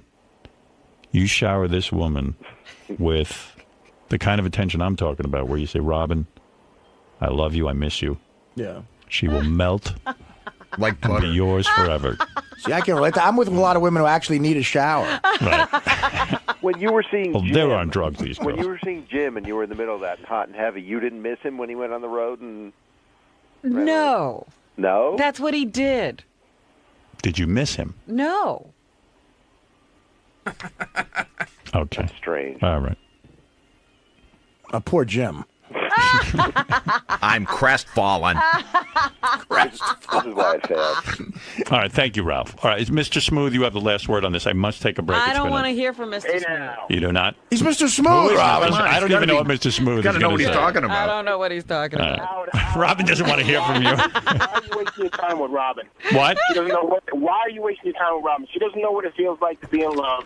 There's She nothing knows. wrong with you missing Beth. She's 2,000 miles away. That has nothing to do with her talking on the phone. Maybe just miss holding her in bed. Of course. No idea what the fuck she's talking about. She's way off. Again, all of you are crazy. You want to know something? The opposite has been true in my life, where my reaction to somebody, leave me, I wouldn't even acknowledge that I miss them, and I would behave. But that's a defensive mechanism. And I would behave in a strange. That's right. But you that was my way of getting through acknowledge it. what you felt. And I'll tell That's you, what you're now saying. I'm acknowledging what I feel, and you're not acknowledging what I you didn't feel. say you weren't acknowledging what you Right. felt. I said what you felt was sad. Yes, I wasn't acknowledging it. You're right. Howard, you were right on point the other day when you said you knew you were in love when you want to lay back in bed with Beth after you had sex with her. All those other chicks you just want to get rid of, right? That's right. That's a fact. That's what happens. You wait Because all you night, like being with them. 3 o'clock in the morning, you're hightailing it out of there. When you're in love, you want to stay in bed with her the rest of the night. Absolutely. Mr. Smooth. Mr. Smooth. No wonder you don't want to speak to Mr. Smooth. I know. I'll tell you, the worst thing to I go tried through to is tell you. the worst thing to go through is if you miss somebody and they have no recollection you even dated. That's happened to me many times. Oh, I've Or gone they through answer- that. or they answer the phone. Sometimes Who I is thought, this? many times I thought I was in a relationship with someone, and Right. it turned out they didn't even know it. Honey, do you realize I'm your boyfriend? Because I've been telling people. That Who are first- you? My first girlfriend that I called, the one I've had in the studio here. Robin? Yeah, like Robin, she had other men when she was, with me, and I said, you're my girlfriend, God. and she goes, "Oh, I'm so sorry, I didn't know." She goes, "I didn't realize." I guess everybody treated In other her words, the same way. She said, "If I had," she goes, "I didn't think of you as my boyfriend. I mean, I'm seeing other people. I mean, I don't know that she had sex with them, but Right. she saw people." I miss the guy you're fucking too. You know how it feels. What? You were on the other end of the stick. You know. Absolutely. Many times. Artie's telling the truth. No, that in all seriousness, I've Many times missed a woman and they have no idea who you are. They're not even close to the same feeling. Right. Thank you. All right, Robin. Everyone agrees with me. Well, that's good for you. Doesn't mean it's right. Zolar, what do you think? Zolar. Mr. Look at who we're having comment on. This. Zolar's a bright guy. Go ahead, Zolar. Well, yeah, actually, I was thinking of it as, I kind of miss them, but I kind of anticipate, my girlfriend's return. I don't miss them. What I was going to call to say is I hate when, I'm about to go somewhere and do something for 2 weeks, for instance. Before I even go, I'm getting the guilt from her, oh, my God, you're going to leave me. I'm going to miss you. That's what I'm talking about. That's wrong. Well, that is wrong, but I don't do that. Yes, you were doing it. No. You totally are doing that, Howard. I mean, No. And that's what I was objecting to. Right, I knew see. that. I knew All that, right. Robin. All right, Thank you, Zolar. Zolar. You are brilliant. See? I told you I was smart. That's why I didn't tell you that. Robin, you said that like other people have said he's brilliant. All right, Robin, good for you. You have your point of view. I don't buy it, but all right. That's your way of getting through life, and I respect that. All right. And I must take a break. I can't talk to you all morning about this. Look, let's never talk about it again. Fair enough. You don't want to hear the wrap-up show today, Rob? All right, we have Lisa G here with headlines. Lisa G is going to tell us what's going on in the Howard 100 newsroom. Come on in, Lisa. Lisa Glassberg takes shits at work. Lisa? Yes, hello. What do you have, Hi? Well, I know you were Lisa agreed with me. No, she doesn't. Yes, I do. You think missing a person is bad? No, but it's how you're missing them. Robin is very independent. Let's say how you're missing them is, there's ways to missing people that's appropriate and inappropriate. Right. Okay. But what's the idea that you don't miss someone? I mean, have you ever heard a human being say they don't miss someone? Let me ask you something. I've gone to a restaurant, as Fred just said. He said, I've gone to a restaurant, he says, and there's Beck's beer. If it's not there, I miss it. I mean, I miss Beck's beer. Oh my You've never God. missed someone? I have, yeah. You know what? Because you're human. And Robin misses people, but she doesn't want to admit it. I miss heroin. Right. You're right. Okay. So you missed something. Can I tell you? All right, I will tell you. I miss people who have died because you can't contact them again. Okay. And then to a But if lesser you're degree. constantly in contact, what are you missing? First of all, you can missing contact being them. with that person, spending You're being time with them when you're no, with you're not. them. Even when you're on the phone, you're with them. Not with. That's not being with someone. That's checking in. Again, that's this neediness maintenance. of yours. This, like they got to be there in the Oh flesh. my God. You know how long it took me in therapy to admit that I miss someone? That this is a major accomplishment for me? And that you. I tell you, that doctor's steering you in the wrong way. No. This is what he's doing. It's a very good He's thing. turning your fag. I'm enjoying actually feeling human and valuing someone and thinking that they're more important than someone else, that placing them above all others. the time. I don't have problems with thinking somebody's more important. No, this is bullshit. Now, maybe Lisa's never been in love either, because the two of you... It's highly unlikely. The two of you are very similar in many ways. She loves two things, violins and cookies. Yeah, you should start a support group. A support group of what? I miss we my don't cat. Need support. You miss your cat? Oh, that's terrible. Why would you miss a cat? Is the cat alive? Easy, Larry King. Because I love it. And Right. In other words, your miss him. cat is home, but now you're at work, you're missing the cat. When I go on vacation, I miss my cat. Sure, of course, that's normal. That's called being a human being. And Robin has the same feelings. She's, for some reason, created a persona. What you're calling missing a person and what I would call missing a person are two different things. No, they're not different. Yes, they are. In the way that Lisa can miss her cat, because she loves the cat. I don't miss the cat like that. I notice that the cat's label not it. there. You notice that the cat's not there. So it's like a couch. I feel sad for you. That's all. Don't feel sad for me. I'm so. Who needs your pity? You don't know that it's sad that you can't feel. I'm not. You can't feel sad. attached only to anyone. Be sad. How sad is that? I'll only be sad for me if I get sad. The struggle you put up to admit you're human. I am not human. Boy, obviously. oh boy! No wonder that therapist quit the business. Well, I'm not You know sad. what therapist left the business? Well, your piano teacher committed suicide. That's right. You know why? Because I was horrible at playing the piano. So, And you- at least this woman had the good sense to just go. You drove that woman batty. She said, "There's no way. I can't even get her to be human." Not another 34 at 12. She got her down to a 34. I do a 34 under protest. She's at 100. I don't feel sorry for Robin not missing I do. anybody because she does miss somebody. Of course. She does. Yeah, she does. I know, but it's You just know sad that what? she has to put this persona on. I don't have a persona again. Well, it's Is a there any protection. way- You know A what? protection. I don't want a to talk to protection. you a anymore protection. because if I'm I sad for can't you. say what I feel, I gotta. You know what? You don't feel that I'll way. end this right now. You don't feel that You're way. absolutely right, Thank Howard. you. I miss someone every day. Not every day. And I'm miserable. I didn't say you were I miserable. cry. It's human to miss someone, I Robin. can't get out of bed sometimes. I miss Lisa, them do you so miss your much. cat today? Even though you saw your cat this morning, do you miss the cat? A little bit. I had All right, so that's what we're talking about. Robin won't admit that. I have a question for I have Lisa. cats ask me if I'm missing them. Well, of course not. You're Robin. You're a robot. I feel guilty about that. It's like, oh my God, I can't Why believe feel it. guilty? That's human. I know. It's called being human. And Robin is human, and she misses things and people and cats. But she doesn't want to look at it. It's too painful to her. But why, I don't know. I don't know what happened. Lisa, it's human Again, to miss I'm not a nothing psychiatrist. happened. I'm not in pain. Well, I that's didn't good. say it's not And it necessarily wouldn't pain. be painful if I did feel that. Oh my God in heaven. What's wrong with you? Why are you What's wrong with struggling so me? much? Why does this Oh, bother my you so God much? almighty. What is your thing about this? Because This I is a suffer thing- from the same this thing. is It a took me a thing- lot of therapy to miss someone. This is a thing for I'm you. sad for you. This don't. If you keep saying Your that, protection if makes me sad. Keep saying that. See, Sorry. that's what irritates me. I see the about sadness you. in this. It's for you. It would be sad. Don't feel bad for me. There's no Argentina. reason What to feel bad for me. do you remember the show Star Trek? I'll leave you with this thought. Do you remember the show Star Don't Trek? leave me with an Answer yes or no. Do you from remember? Star Do you Trek. remember the show Star Trek? Do I? Let's see. Right. I miss it actually. And remember how funny it was, the Vulcan Society, because Funny. remember They the were logical. right. Remember the Vulcans tried to eliminate all emotion. Remember that? They did. You know why that was interesting to us as human beings in terms of a plot to a story? They Because were rational. you can't eliminate emotion.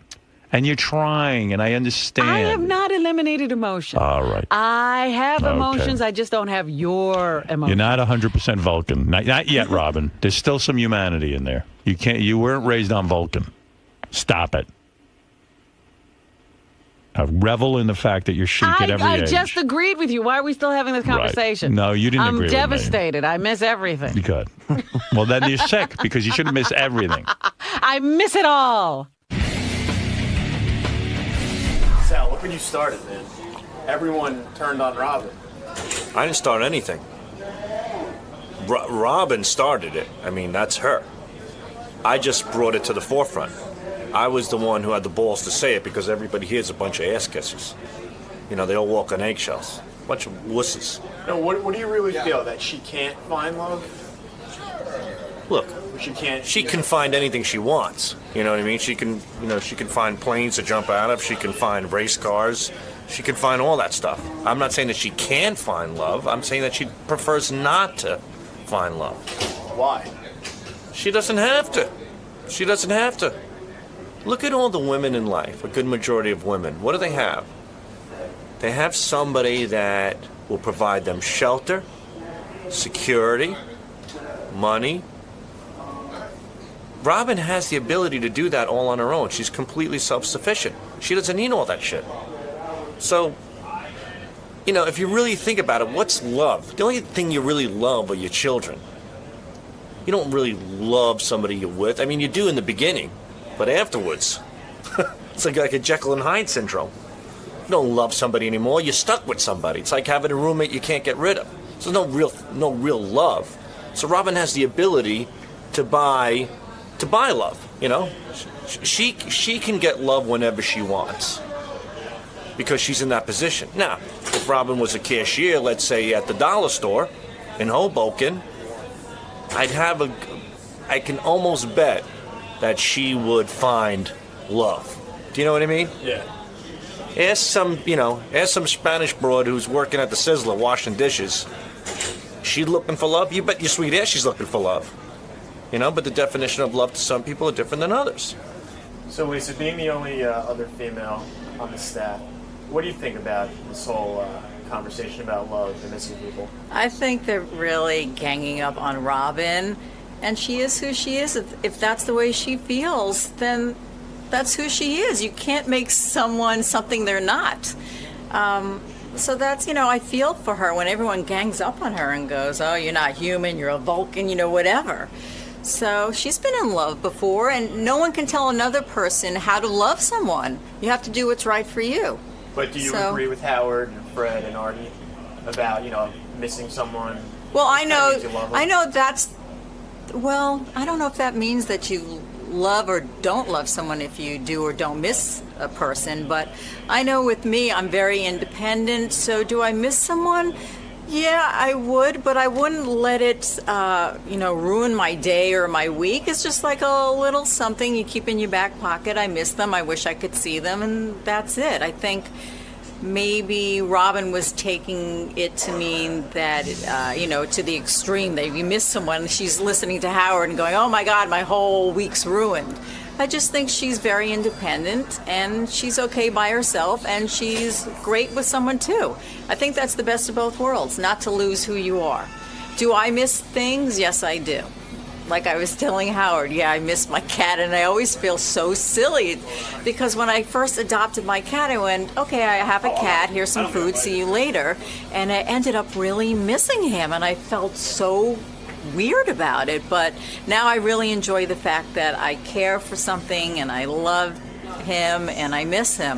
It's just a part of who I am, but I can't tell someone else how to behave. So, good for Robin. I'm her biggest fan, so it's all good. Everyone in there was pretty much against you on, like the definition of love, and because they're saying if you miss someone, you love them. What would you? Is that how they know? They can't know unless they're in pain. See, that's my contention, that love shouldn't cause you pain. And they're all looking for pain to figure out if they're in love. So how do you know? Because you care about the person. You like being with them. But you don't have to be in pain just because they leave you. So you think all of them have just like I think they have distorted problems. I think they have problems. They don't want to face them. They're little whiny babies and they're codependent and they don't want to deal with themselves. And what do you think of Sal's comments? I told Sal that he can go to hell.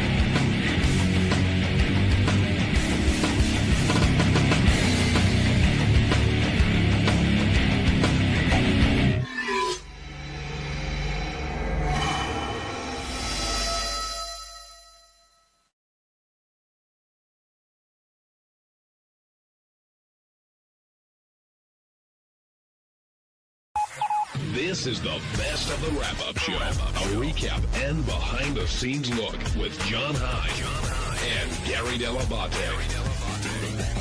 The best of the wrap-up show begins now. Hey, it's Gary Dell'Abate, Baba Booey. On Monday's wrap-up show, we talked about former pageant participant Carrie Ann Peniche, however you say her name. She talked about her drug addiction. She talked about all the crappy stuff that happened in her life. I talked about how she's a professional victim. We decided whether we believed her or not, so here's how it went.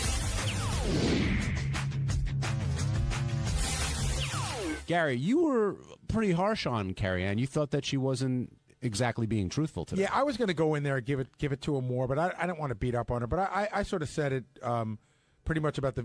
First of all, if you watch the videotape, it's all over YouTube. Just put in Rebecca Gayheart, and the video comes up like 1,000 times. It does not, again, I wasn't there, so I'm not going to tell you I know exactly what happened, but, a naked guy doesn't walk around two, almost naked chicks or videotape them while they're in a bathtub just for fun. She made it sound like it was, like they were frolicking, like it was fun. We just were, give me a break. You insult my intelligence when you do that. And then as I listened to her story, it seemed like, a lot of bad things happened to her, but it's never her fault. So she's always the victim. Yeah, somebody stayed at her house but stole her stuff, and Dr. Drew set her up, and I don't know. Just like at some point, you got to take responsibility when bad things happen to you. It's not always your fault, but some of it's got to be either bad decisions or putting yourself in the wrong place at the wrong time. And that whole rap about, I didn't know what it was going to be.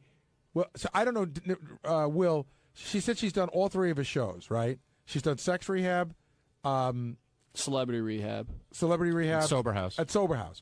So which one has she done? Is this the third show she's doing, or is she doing them now all in order? Well, what Dr. Drew said was she was on Sex Rehab, and then it became clear she had a drug problem, so she did Celebrity Rehab, and I assume Sober House comes after Celebrity Rehab. So she did all those shows. It took her all those shows to figure out that she didn't like it. Right, none of them are on the air. Which all pay. Right, exactly. And pay well. I know for a fact. Well, it's one of the things that's funny when her publicist was trying to pitch her to come on. He's like, she has 30 hours of television coming up. But I know that those things pay. She probably got paid somewhere between $100 to $200,000 for each show. So I'm going to say on the short end, she probably walked away with $300,000. Not the worst thing in the world. And okay, if you're going to sell out, then if you're going to take the money and you know that you're going on television to talk about your sex life and your drug life and all this other stuff, then you got to pay. That's what it is, man. You got to take the shit that goes with it. Now, is it fair to classify her as a sex addict based on what we heard today? Didn't sound like it. Sounds like she likes to jerk off a little bit, and she has sex with guys. She said she doesn't have a lot of sex with a lot of guys. Will, what do you think? Is it fair to call her a sex addict? I don't know. I think that term is kind of interesting. She clearly didn't want help, so she's not really willing to admit she has a problem if she does. Isn't a sex addict? She's just basically a slut. No? No, that's what we're trying to figure out. Well, she kept saying, she goes, I'm a love addict, which I think for a lot of women, that's what it is. It's a loosely defined thing. So you're saying she's looking for somebody to love her, but if she has to sleep with them along the way, that's a sex addict? Or maybe she'll do the wrong things to get love. Did you ask for her phone number? Yeah, but it was silly. Did I think she was hot? Of course. I didn't ask that. Would I be willing to date her? Yes. I didn't ask that either.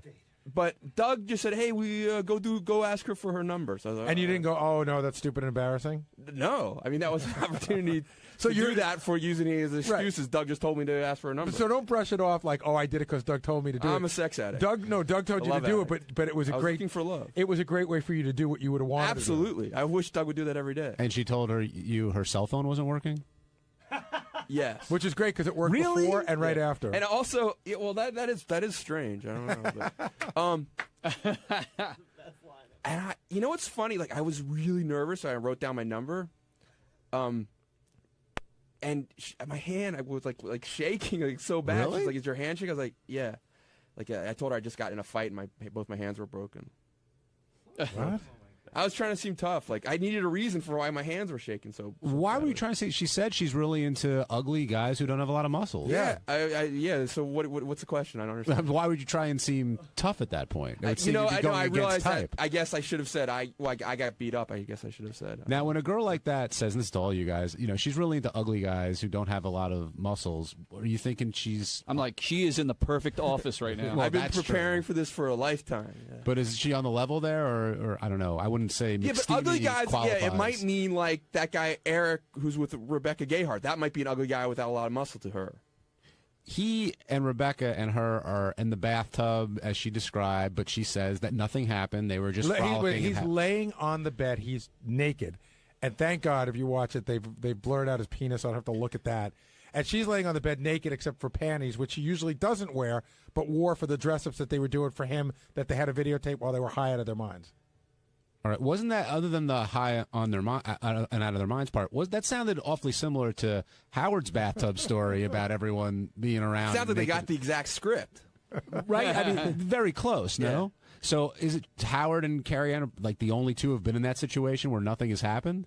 So it appears that way. I think it's I'm being told, you guys don't think it's believable. Why? First of all, why would that part? Which story? Howard's story or Carrie Ann's story? Carrie. Okay. I don't believe it. I don't believe it because what's the why would they be running around naked? What's the point? Why is he? I'm not saying like that. Maybe he like Eric or the guy, whatever his name is, didn't want something to happen. I'm not saying nothing could have happened, but it's not believable that just people are hanging out partying. And well, she made it sound like it was just a goof. That there was nothing sexual about it. That sure, we just got naked, but we were just goofing around. So do you think do you think sex happened? I mean, that's what you seem to say. I do think sex happened. And do you think they cut that out? Why is that part not on there? I don't know. They cut it out. Maybe they just didn't get to it. Maybe they didn't. In other words, at some point, if three people, there's three people there, and they're all, and if they're throwing a threesome, then no one's there to work the camera. And maybe they were smart enough to know not to want that part on tape. Joe in Wisconsin, you're on the wrap-up show. What's up, John and Gary? What's up, Joe? Hey, I got a couple things about that female. But Benji, you are one creepy fuck, man. Thank you. You should have told her you're shaking because you're used to dating girls out of your league and off of Craigslist. Hey, how's that video on YouTube if they're naked? They blur it all out? Oh my God, no. She looks hot as hell. What? Is he talking about the Carrie Ann? Yeah. He wants to know how come it's on YouTube. But I don't know. Does YouTube not allow nudity? Yes. No. Well, you have to have an adult account on YouTube to see to have. But it's still up there. You can see it. It's on a bunch of sites now. Hey, how about that one girl from California? That video. What girl? Have you seen that? Carrie or the Miss USA? No, we haven't seen that yet. The one from California. We're gonna have to check that one out, huh? I think she's only supposed to be like playing with herself. Right. Yeah. That'll work for me. And Benji's the creepy one. Hey, what's up? This is Jason, and on Tuesday's wrap-up show, got into a heated discussion with my boss and friend Gary about him saying that he reads books when in actuality he listens to them on CD. He claims it's the same thing. I claim that it is most certainly not, and I think I got under his skin, which sucks because Gary's basically my biggest supporter in the back office. So check it out as I dig myself into a bigger hole.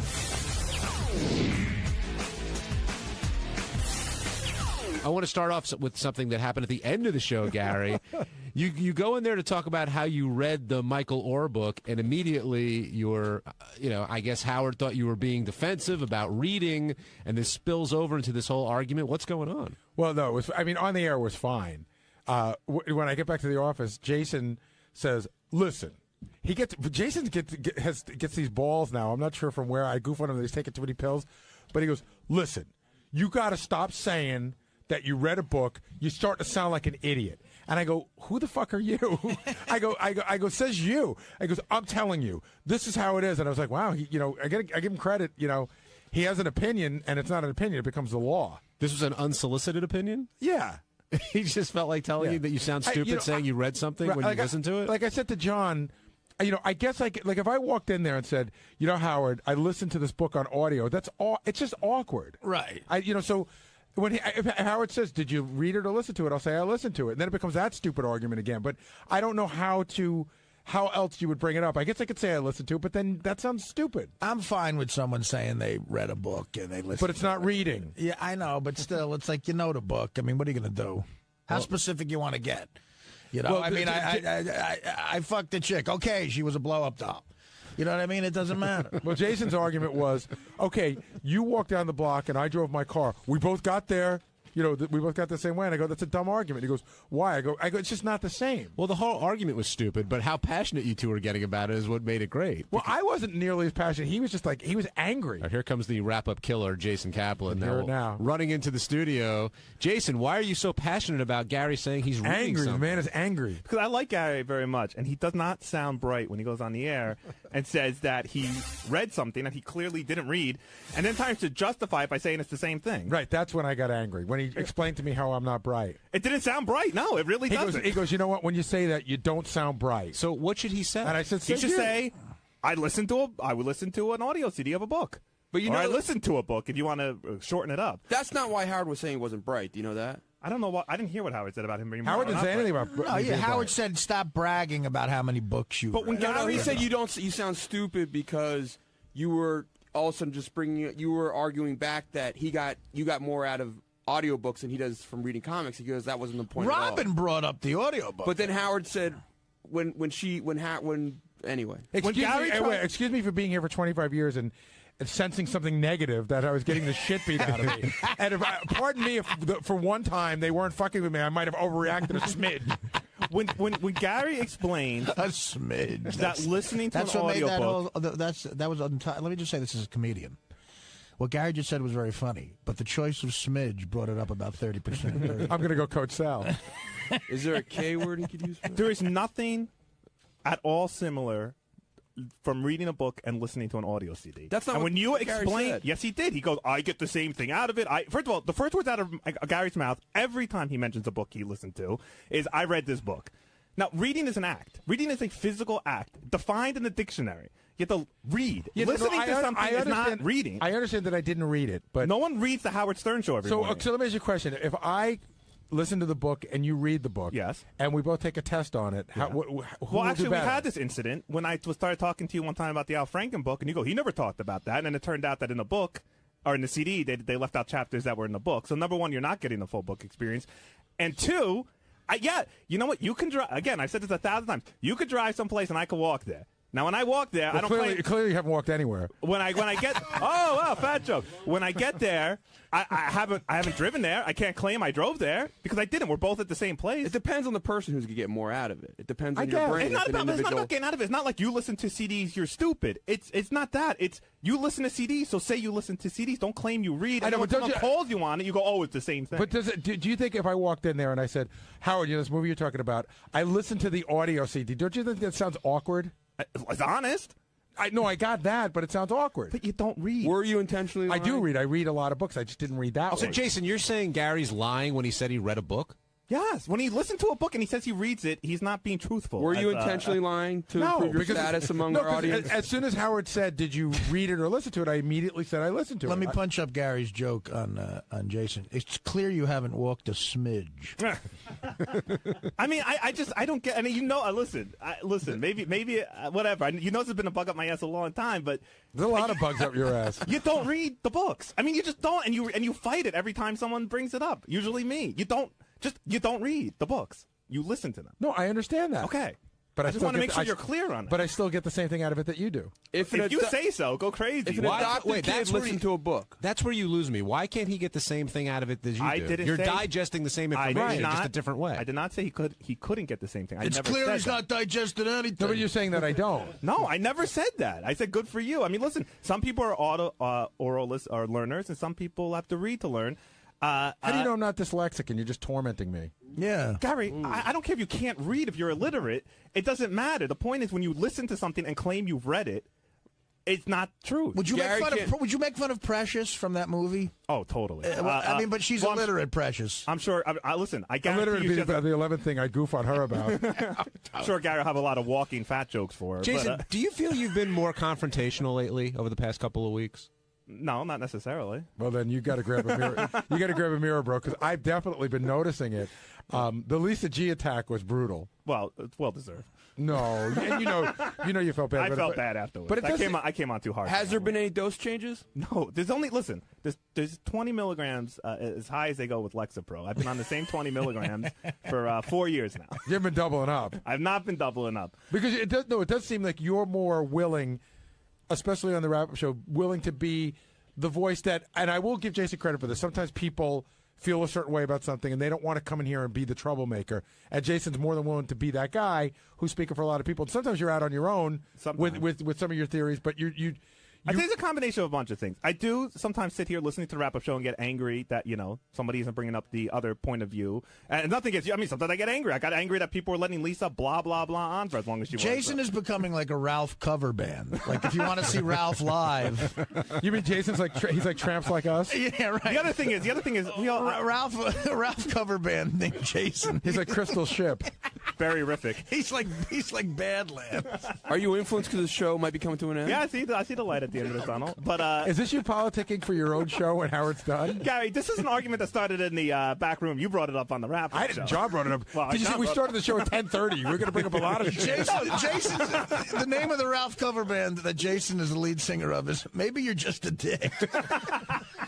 Maybe I am, but you hit Lisa pretty hard. You got Ronnie. You're arguing with Gary. You've been very and standing right there. You've been very confrontational.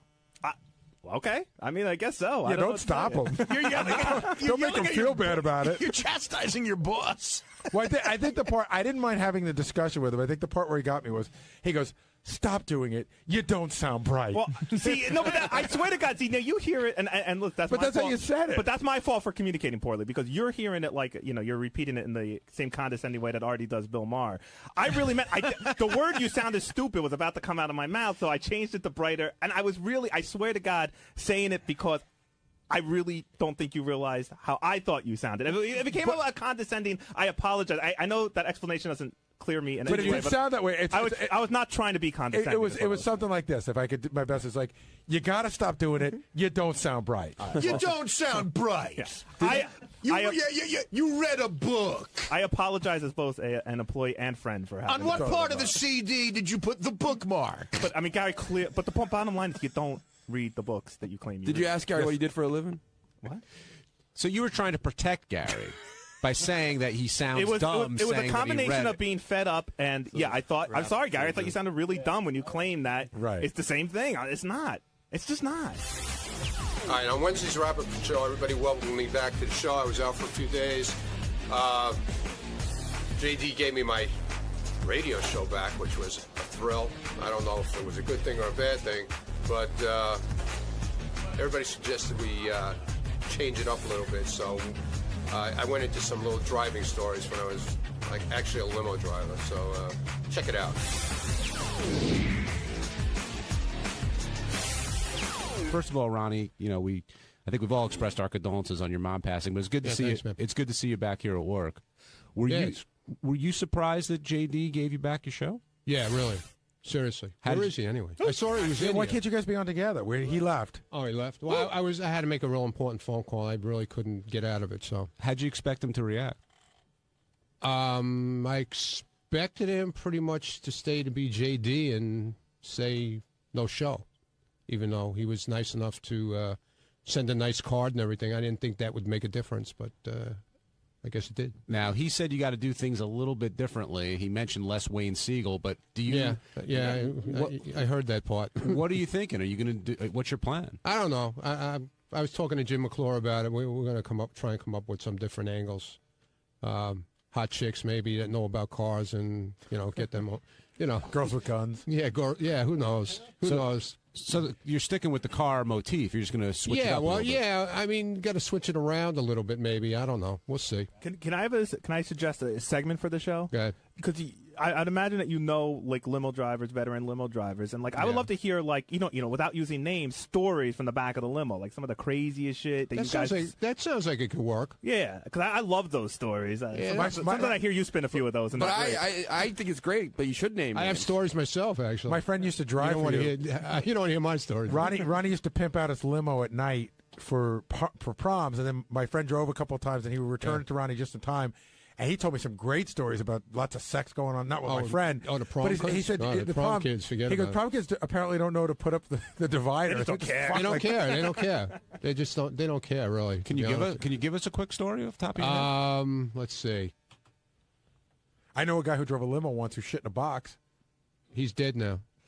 Oh, he is? He died. I thought that was you. Nah, my friend Richie. Oh, I thought that was you. Yeah, that did Shitbox that. Richie. Howard used to talk about Shitbox Richie. Wait, that wasn't you. I thought you threw it out in Central Park. No. Weren't you the guy with the rabbi? You were picking up the rabbi? No, that was Richie. Oh, was that it? was Shitbox Richie. I always thought that was you. Wait, he did it like regularly. Like he kept the box? No. Well, here's what happened. You want a story? I'll give you a story. Is this the tale of Shitbox Richie? So he picks up. We used to have this account. I used to work for this company, Carry Limousine, and we had this account, British Airways, and we would pick up people off the Concorde.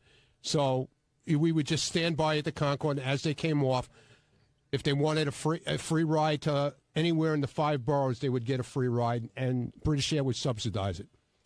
So he picks up this guy, and it's a rabbi, and he takes him down to Williamsburg. And the guy says, I'd like to keep the car afterwards, but he understood he had to pay for himself after that. So he said, I'll be out in about a half hour. So Richie's sitting there in Williamsburg in the middle of nowhere, and all of a sudden he gets cramps. And he's got to take a dump. So he goes in his trunk, and he's got a big cardboard box where he keeps his jumper cables and car wash stuff or whatever. And he empties out the box, and he gets in the back of the limo, and he shits in the box. And that's and then he dumped the box in front of somebody's house in front with their garbage. And then when the guy comes out and he gets in the car and it's still, the odor was still there, and he just said, hey, I don't know, I just had. And he embraced the nickname. Did he become Shitbox Richie? Yeah, well, Howard gave him that name, man. He just couldn't say it on terrestrial radio. But he called him Shitbox Richie. See, I thought it meant like he kept a box and he would tell customers he had like a restroom in his limo. No, man. It was like an attack of the shit. So ass napkinette of limo drivers. Yeah, exactly. He had no choice, But wasn't there a story where you were driving Howard out to Long Island one time and you had to pull over? You pissed in a jar and threw it out on the side of the road. No, that was him. That wasn't me. That was him. So all your years, you never had to what? Shit in a box? No, I shit in my pants. You did? Yeah, Your one shit time. pants. Yeah, Ronnie. shit pants. Ronnie. When did that Yeah, happen? I was driving. That was in. I wasn't even working for him then. I was driving this guy who. You remember Atari? Yeah, sure. The Atari games, and I was working for this guy who was like the vice president of Atari, and he was in from California, and he went to Tavern on the Green for dinner, and it was like 10 below zero. And all of a sudden, like the same thing, like what happened to Shitbox Richie, I got this attack all of a sudden. And I couldn't even make it to get inside to the restaurant, to the bathroom. Oh, man. So I had to get in the back of the car, drop my pants off, take the underwear off, and throw it out of the car. And then I went into the bathroom and cleaned up. And where did you throw the underwear? It landed up in a tree, actually. We could do a whole show on shitting in New York, because if you have to go to the bathroom in New York, it is such an unwelcoming place. Like, you can't walk into a restaurant or a diner. As soon as you walk in and you go, "Where's the bathroom?" They don't let you use it. They don't let you use it. And I think I told you the story before. My father was in Penn Station, which is the most disgusting place of all, and he had to go to the bathroom really bad. And so he goes into the bathroom, and there was a hole in the wall right where everybody was going by. Right where, so my father had to go so bad, he took off his jacket and he shoved it in the hole, right, so it would block people from seeing him. And he went to the bathroom. My father said he's in the middle of shitting, and he sees from the other side of the wall somebody slowly pulling his jacket out. And trying to steal his jacket, probably. Well, the guy just, apparently what happened, my father said he got cleaned up, ran out. It was a homeless guy. The guy already had it on. And my father gave The guy put it on his jacket? Yeah, and then my father gave the guy like $5. It was a homeless guy. He walked by, he saw a jacket. He had to buy it back? Well, he didn't have to. He could have said, give me my jacket. But he said, hey, that's my jacket. If he felt bad for the guy. Ronnie, I think you may have a new segment here. It's for my new your show, man. Well, congratulations. The shit stories of the limo business. Are you glad to be back here today? Yeah. It's taken a lot off my mind today. It's good to see you, man. It was good to see you. It's glad to be back, and I thank all you guys, man. You're really great.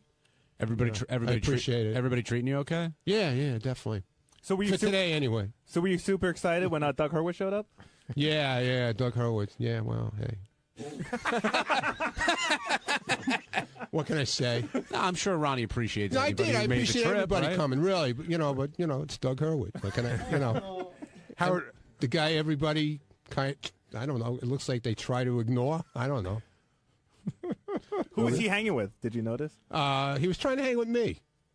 He was sitting next to me, and I heard him make a comment like he's trying to be my best friend, so when he goes to Rick's or something, he'll get special treatment. Well, that was probably he was making a joke because no, he wasn't making a joke. I don't think he was making a joke, to be honest with you. Do you think he really brought that up? Like, hey, Ronnie, I hope you remember this. So yeah, he did kind of mention it to me. And by the way, sorry about your mom. Exactly. Yeah. Was he sorry about your mom? But the next time you go to he Rick's? drove all the way from New Jersey, so I really appreciate it. There were hot chicks at the show. Yeah, my daughter. Oh my God, your daughter-in-law is beautiful, and her sister. Yeah, everybody was saying that my daughter looks like Sal's wife. She with does. big boobs. She looks exactly like Sal's wife. I was trying to get numbers and stuff, but. Then there was another cute chick there. I was looking around. I go, was it wrong to try to Tara. Yeah, Tara's pick somebody up. So if anybody's interested, Tara's looking for a rich husband. But Howard was asking me yesterday what it was like, going there and who was there and everything, what was going on. And I said, for me, the interesting thing was, it's always weird when you see somebody in their environment, and I'm not goofing on you or anything, but it was weird, Ronnie. You're like a grandfather.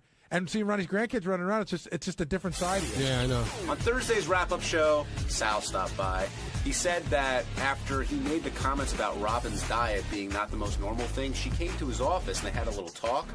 And Sal let us know what Robin was thinking, what he was thinking, and just another glimpse into the life of Sal Governale.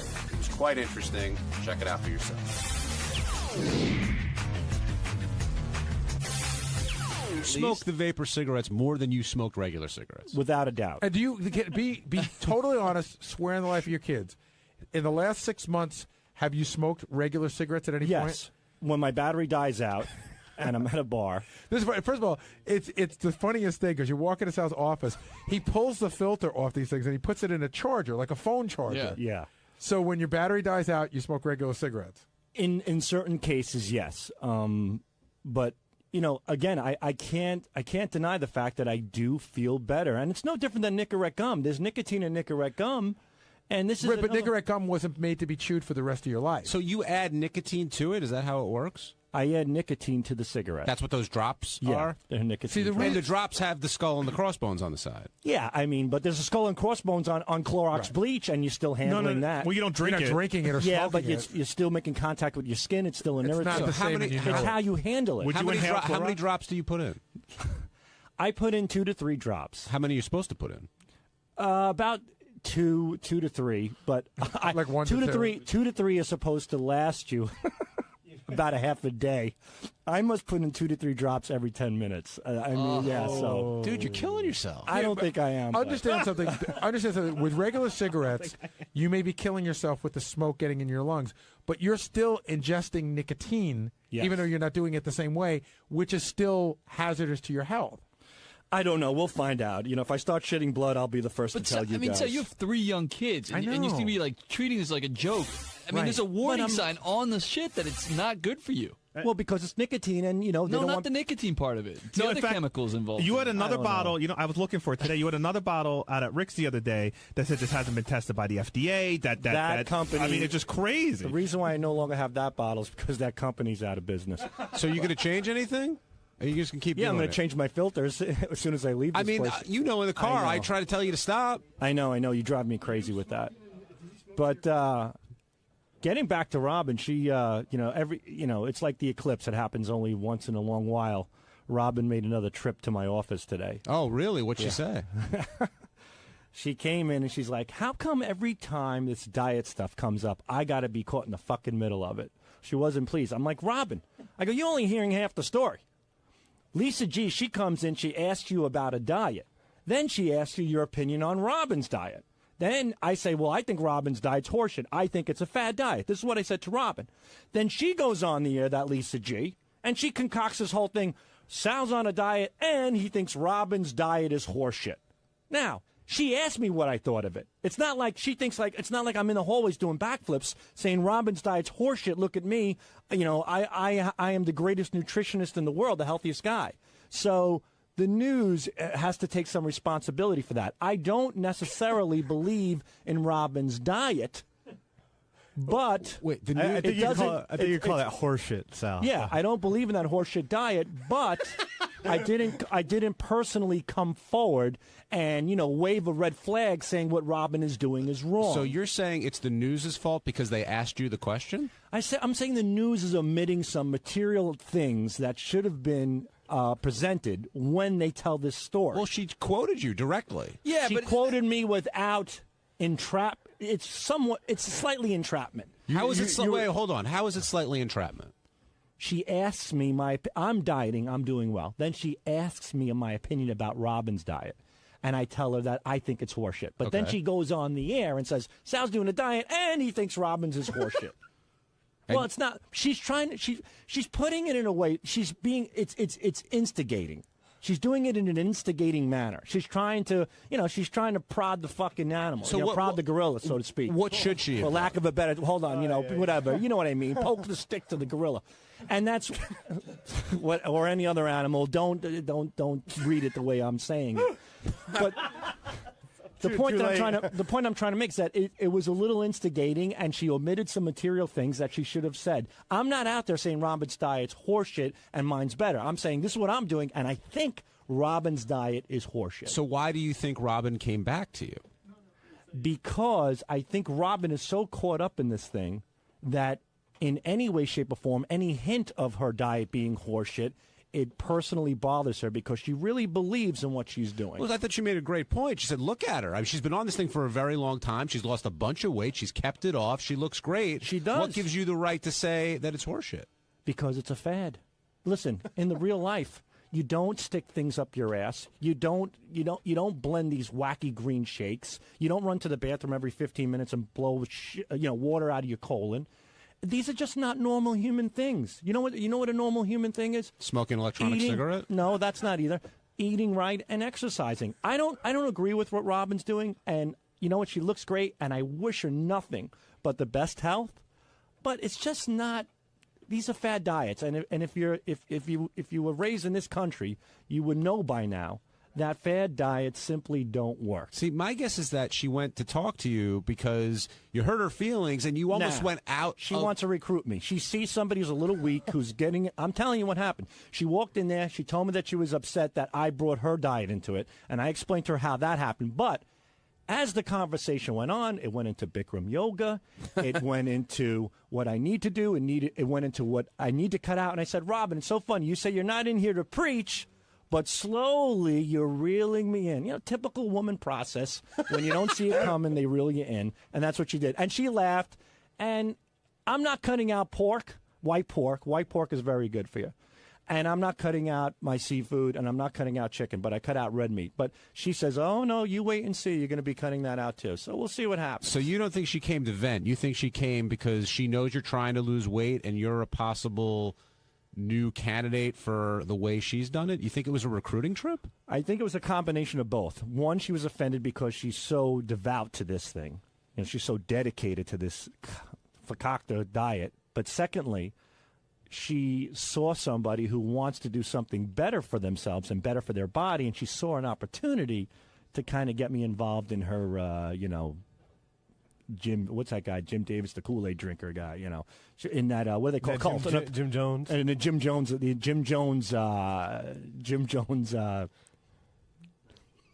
Sorry. Jim Jones liquid diet occult, I guess. I don't know. He had a diet cult? That's what you said. Diet occult. Do you know do you remember what that whole Jim Jones thing was about? Yeah. He had an occult. He gave all these people Kool-Aid and they dropped dead. Wait, he had what? He had an. I didn't hear you because JD was laughing. I'm seriously. He had I don't know if I'm saying. I'm not. Apparently, I'm not saying the word right. He had a group of people that followed him. You know, he was this leader of some sort. Right. And he had them convinced that the government was no good and society wasn't right and that they should abide by his rules. And he had this occult. I think it's called an occult. Right. And he told them to drink the Kool-Aid. And once they drank the Kool-Aid, they would go to a better place. No different than that wacko with the purple triangles where they all cut their balls off and died in bunk beds. The Kardashians. Well, but you comparing it to that, I mean, Robin's been accused of being part of occults before on the show. Yeah, right, Benji? And that's what I'm just. Yeah, people have said it's sort of a cultish type thing. I'm just confirming that. I'm just confirming. You're right. So what I'm saying is it's not so crazy. I think to a certain degree it's a bit of an occult. You got that wacky girl who comes in, that doctor, whatever the hell she is. Ronnie. Yeah, Dr. Ronnie. Yeah, but in Robin's defense, it's not wacky to her. I mean, it's worked for her. Just she's not a wacky person. I should say you have a person coming in pitching to me a wacky diet. John, you really don't. I think Sal has a point that, and I don't know. The question is, if Lisa had said it, I don't remember her saying it this way. When asked about Robin's diet, Sal said it was horseshit. The thing is that I'm not going around saying that Robin's diet is horseshit. That's not my motivation. But if somebody asked you the question, you're going to give the answer. That's exactly right. Okay. So I think you're responsible for your own answers, and Lisa's doing her job. But when they come in to do the headlines, of course they're going to want to stir it up a little bit. Yeah, that's what they do. But I just want Robin to know that I'm not going out of my way to put her down. That's what Hitler like, not till I was asked. I didn't know what. They said, what do you think of the Jews? And now you're talking right, Bench. Now you're putting your head together. So it's not like I'm deliberately looking to knock Robin, but I stand by my word when I say I think it's a cockamamie, ridiculous. So how did you diet. and Robin end the conversation? We might end up at Bikram yoga together. You agreed to do Bikram yoga? And yeah, maybe even Richard. It sounds fantastic. It's a really great detoxifying thing, you know. So it worked.